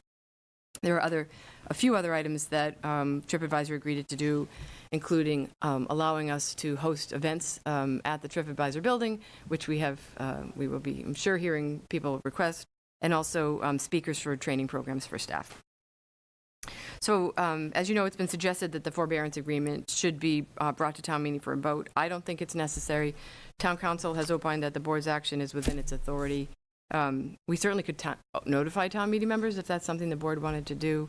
But I know that many people are fully understanding of the forbearance agreement, but I think other people may have had the impression that there was a tax obligation that we had relieved TripAdvisor of, which again, is not the case. And in my view, Mr. Chair, in recommending this, is that TripAdvisor is an important and valued institution here in Needham. It was founded here, and it was headquartered here, the world headquarters. It was an anchor of part of our redevelopment and other tech companies that are locating in Needham Crossing. We've been working closely with them to ensure that they remain a viable institution in town, and so I do recommend that the board approve and authorize me to sign the forbearance. Happy to answer any questions. Thank you. Questions? I know there was some discussion prior to our or during the first part of our meeting, citizens' comments on this issue. Discussion. Well, I know, Mr. Chairman, and you're the chairman, so but this is just my question. Please. The chairman of the Finance Committee has taken the time to sit here through the whole meeting for this. If he wants, I'd just as soon, although I'm not sure we're going to come to any agreement, if there's something else to be said, that he would have an opportunity to say it or ask it. I appreciate it, but this is your meeting. I don't want to interrupt. Okay. I mean, And I don't know, has the Finance Committee, Mr. Levy, taken a position on this? Or I know you came as a town meeting member, is that correct? At the beginning, I did, yeah, to make that public comments. So the Finance Committee discussed questions that it had on March 9th. And I think there was a lot of uncertainty at that time, so we didn't really have enough information to get a level position. And that's why I don't have a Finance Committee position. That's okay. Thank you for that. I guess the way I look at this, and I understand the question, can you go before town meeting and have this ratified? I've received some emails on this, I bet people have here as well, and I think what got conflated was the amount, as we talk about the taxes due, and the benefits that we receive.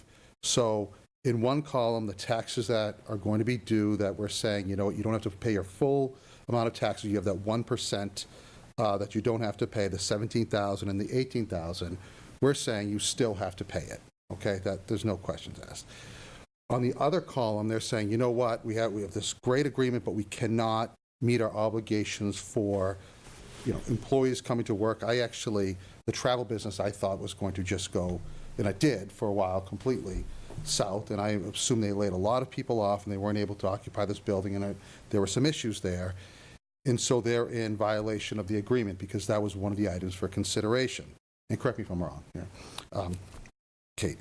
So instead we say, okay, you can't meet that obligation, but let's start negotiating something and we'll allow that to happen. And what we did, you know, the $25,000 in scholarships to continue, the speakers and hosting events, I think, you know, on balance is something where we say that is a fair trade during this time of COVID.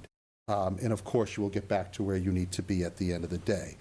I think with an agreement like this, I know with an agreement like this, we have the flexibility as a town to sign it. And I think there's a lot more predictability if we have that flexibility to sign it without having to go to town meeting and have them, you know, acknowledge it and ratify it.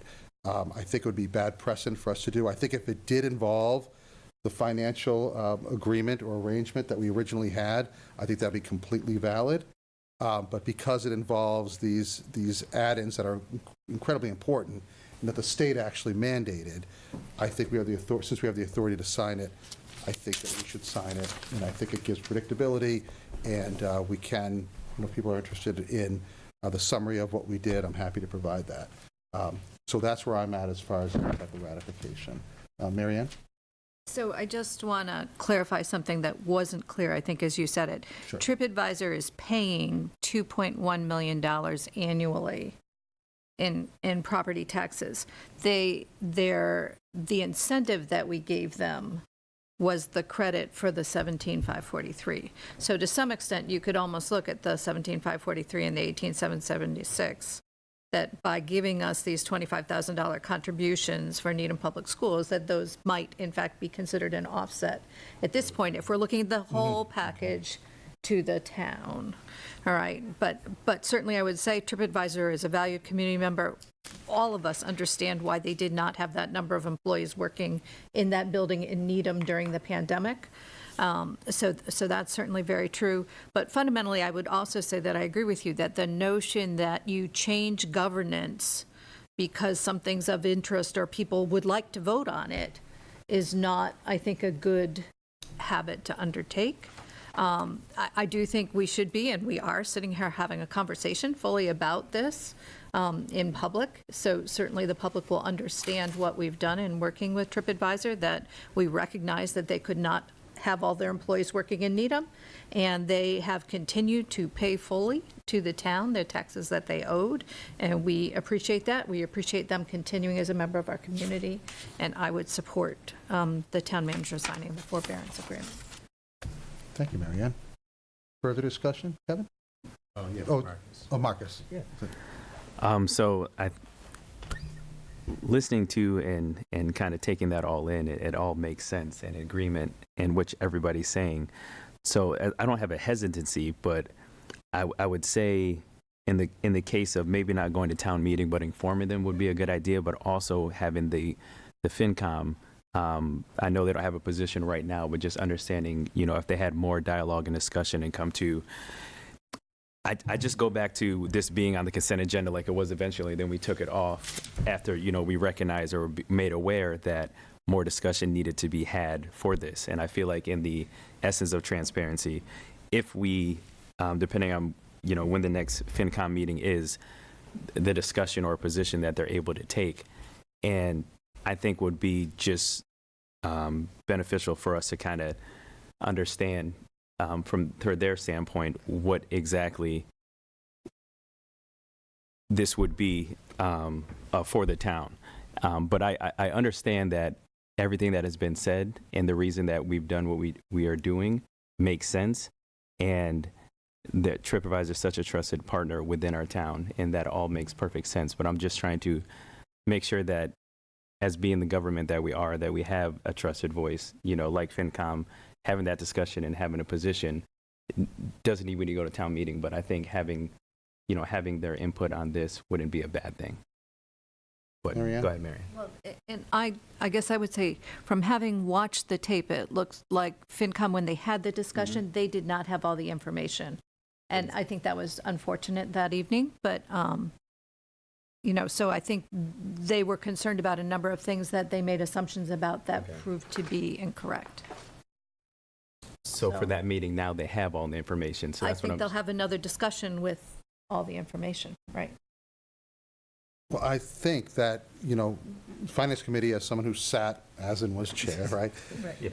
And we can disagree maybe with this, but, it's the financial impact to the town, which, when we're looking at this, is not the issue. It's not impacted. Right. Is not impacted. So it's really the conditions, and people might have input on it, but it's really up to this board to say, here's our position, town meeting gave us the authority, and, we have an agreement in front of us that I think needs to be executed for that reason. I bet Finance Committee might take it up maybe later and have a discussion on it, but I think it's not going to go to town meeting. I would prefer it not to go to town meeting, and for that reason, I think I want to vote on this and move forward.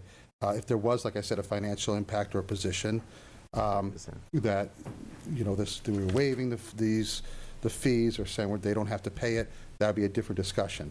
Town meeting gave us the authority to sign this for a reason, and I think it gives us that flexibility to do so. But I'll be happy to listen to Dan. Yeah, we have a volunteer government with hundreds of people that participate in it, and it's complicated. I mean, they're not a dozen contracts a year, or hundreds of contracts a year. There are thousands of contracts a year. And we want people to be informed, but we've got a high-velocity business that has to operate with the staffing and bandwidth that's available to deal with it. So sometimes maybe information could have been gotten to some people in some ways in a little better form. This may be such a case. I mean, there's certainly people know that the TripAdvisor contract is a big contract for the town. But on the other hand, this particular waiver has to do with what is really a very small issue, and it's the kind of thing that makes sense for the select board to just deal with. Because in the context of all of that velocity and the work that has to get done, we have an obligation to have fair business relationships with companies that are based here in town, to try to resolve any issues that occur simply and fairly. And the basic analysis is that although the TripAdvisor contract is a big, complicated thing because it's attached to a big, complicated state program, the town's piece is very straightforward. In order to facilitate an attractive development that was good for the business and very good for the town waived a certain number of property tax payments, most of which has already gone out. We're down to the 1% per year level now, in exchange for getting a lot more money later, which we are also getting now. And although there is the problem about the COVID dislocations and the number of people working in the building at this time, and that could concern state agencies, and they could take action if they didn't feel TripAdvisor had done what it was supposed to do. But I don't believe that that's so. But that's on the state side of the equation. The town side of the equation is this business honoring the obligations that it made to the town about paying the prior property tax? And the answer is yes. So there is no adverse impact to the town, and the rest of it is really one of many different kinds of regulatory environments that don't directly impact the work of the town government. So it makes sense, in order to be fair to the business, in order to resolve these kinds of decisions in a reasonable and prompt way, rather than have it go around the town meeting cycle and eat up bandwidth of the people that had to do the preparations and work with the committees and everything else. If this can be solved at this level, it should be. I believe the answer to that question is yes. So I'm completely in favor of this. In terms of if there are members of the Finance Committee that are concerned about this, can we have further discussion? I have no problem about that. They have a right to know what we're doing, and it's not a secret. And hopefully they'll agree that it's our good judgment. But it is a decision that's properly vested here. So thank you. Right, and I just want to thank you, Mark. I just want to clarify that this was put on the consent agenda. The chair sets the agenda. I didn't realize that this would be, something, and the questions did come from the Finance Committee, and great questions, and we did respond to the Finance Committee with those answers. So it's not like we're saying you need to talk to the Finance Committee. There were legitimate questions that we did answer, and I think at this point we're ready to vote it. Kevin. Just to be clear, there is no tax issue here. Okay. There's only about the 770 jobs. Okay. I'm sympathetic to issues of clarity that were made by people in the public comment stuff. But I'm happy we didn't do this on the consent agenda. So I think this is the discussion, the clarity, and the openness we all want. And I'm happy to have the select board vote for it, so I would do it. Okay. Thank you. Thanks, Kevin. Is there a motion that the board vote to approve and authorize the town manager to sign a forbearance agreement between the town and TripAdvisor? Is there such a motion? So moved. Is there a second? Any further discussion? All those in favor say aye. Aye. Any opposed? That's unanimous. Thank you, Pete. Mr. Chair, I would add, I think it's a great point that things that end up on the consent agenda tend to be by staff thinking or staff with the chairs, and pulling something off the consent is always appropriate. Absolutely. Because we make a judgment and it's not always the, people have other questions. So Right. I think that's And that's why we did it. perfectly Absolutely. valid. Yeah. Thank you.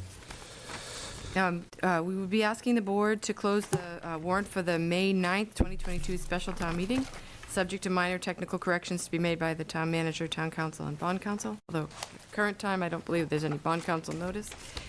What I am proposing here, Mr. Chair, is to move all of the collective bargaining together into the special town meeting from the annual, because we needed a little bit more time with respect to seeing if we could settle all of these contracts. And we have included in the warrant a home rule petition to exempt the police department from civil service, which is something that we're working towards, and trying to reach agreement with our police unions, and putting this on the special.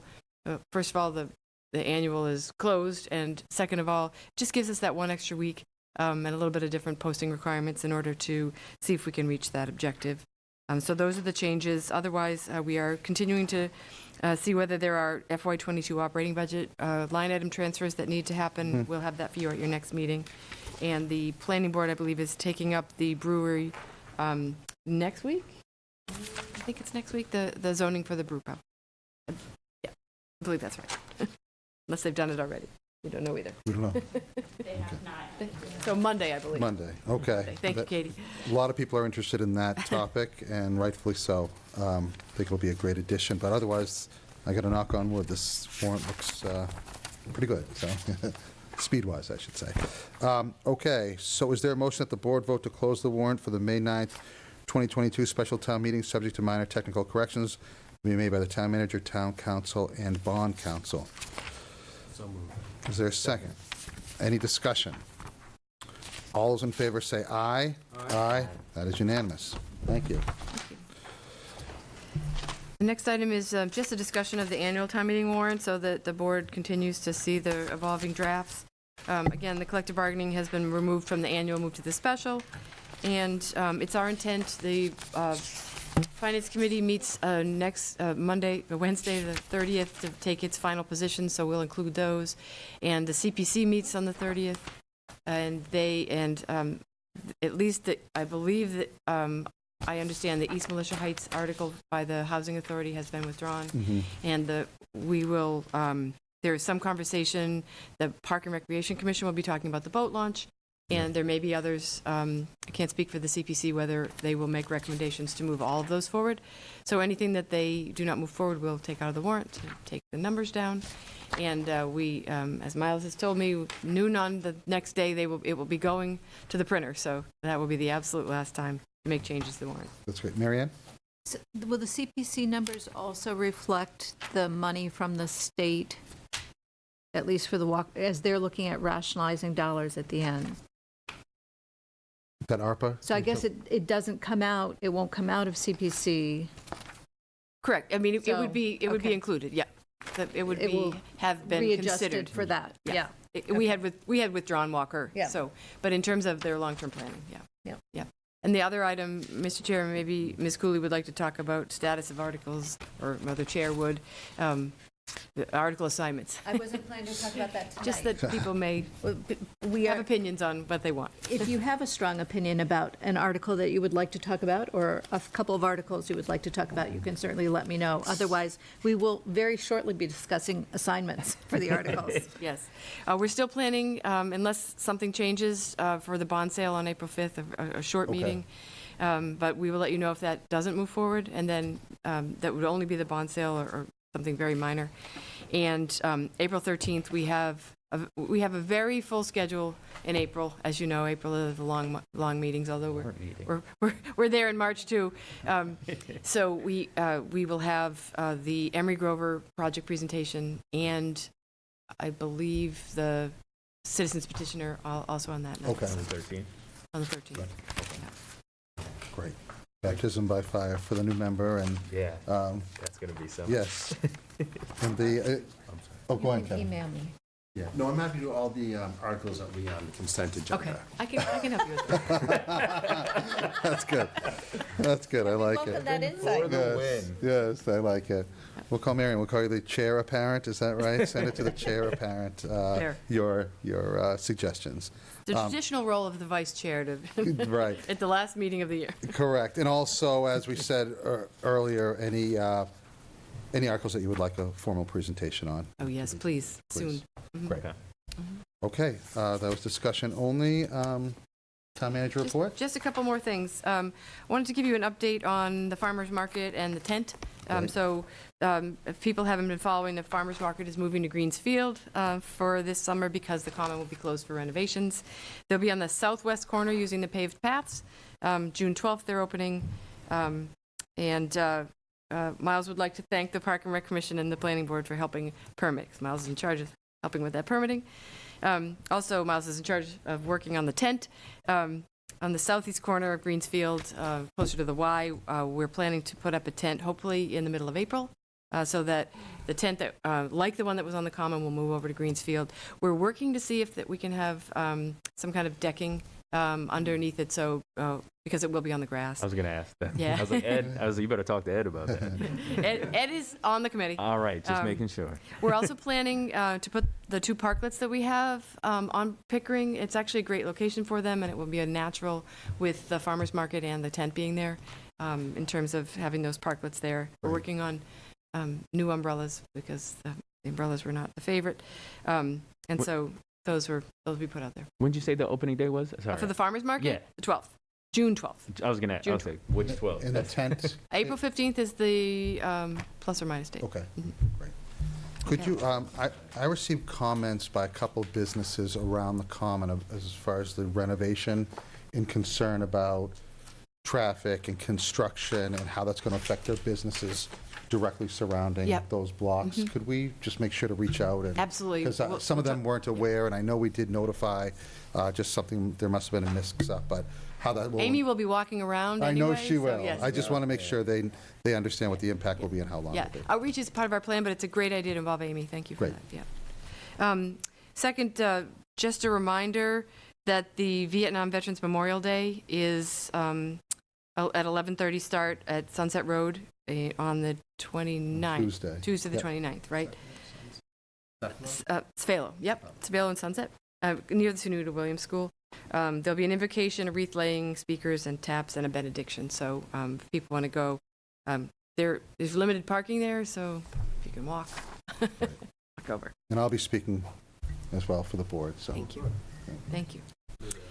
The last item is that, just to let the board know, another addition to the April 13th is, you may know there was another incident with a dog from the dog hearing that we had previously, the most recent dog hearing that we updated you on, and the board voted on training requirements. And so we are in the process of putting the resident on notice that we'll be scheduling a dog hearing for that night. So that is moving forward.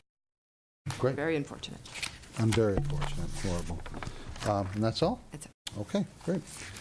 Next item on the agenda, committee reports. I did have one, Mr. Chairman. Yes, Mr. Matthews. I noted that our climate action group has met and has gotten underway on its work, and that's really impressive.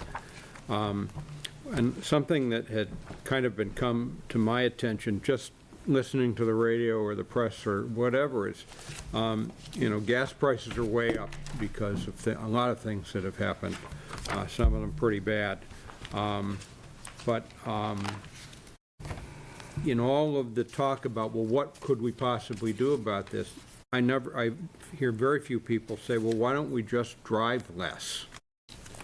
And I guess I'd like to just say that, since we're here on townwide TV. And when I say that, I recognize that everybody's situation is different. There may be an individual whose livelihood depend on driving one way to a job that you can only get to 50 miles and back by themselves. That's all they can do.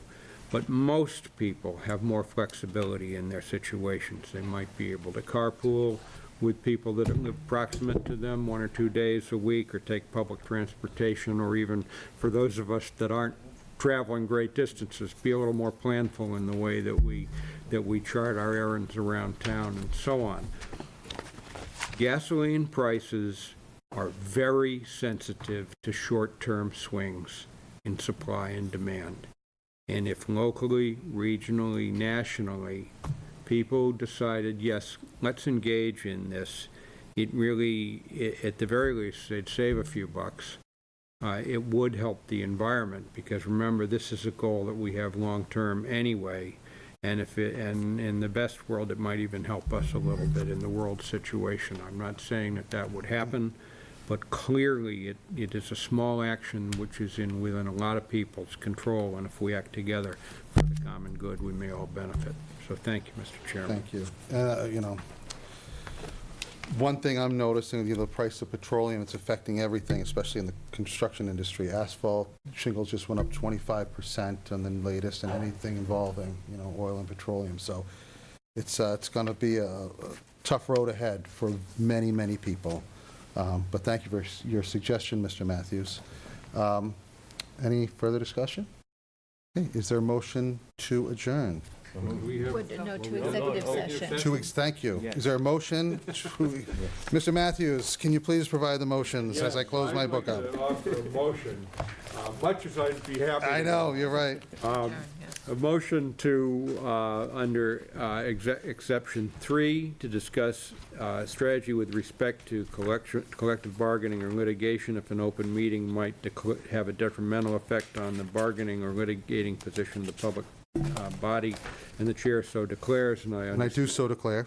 And exception 6, to consider purchase, exchange, lease, or value of real property if the chair declares that an open meeting may have a detrimental effect on the negotiating position of the public body. I do declare.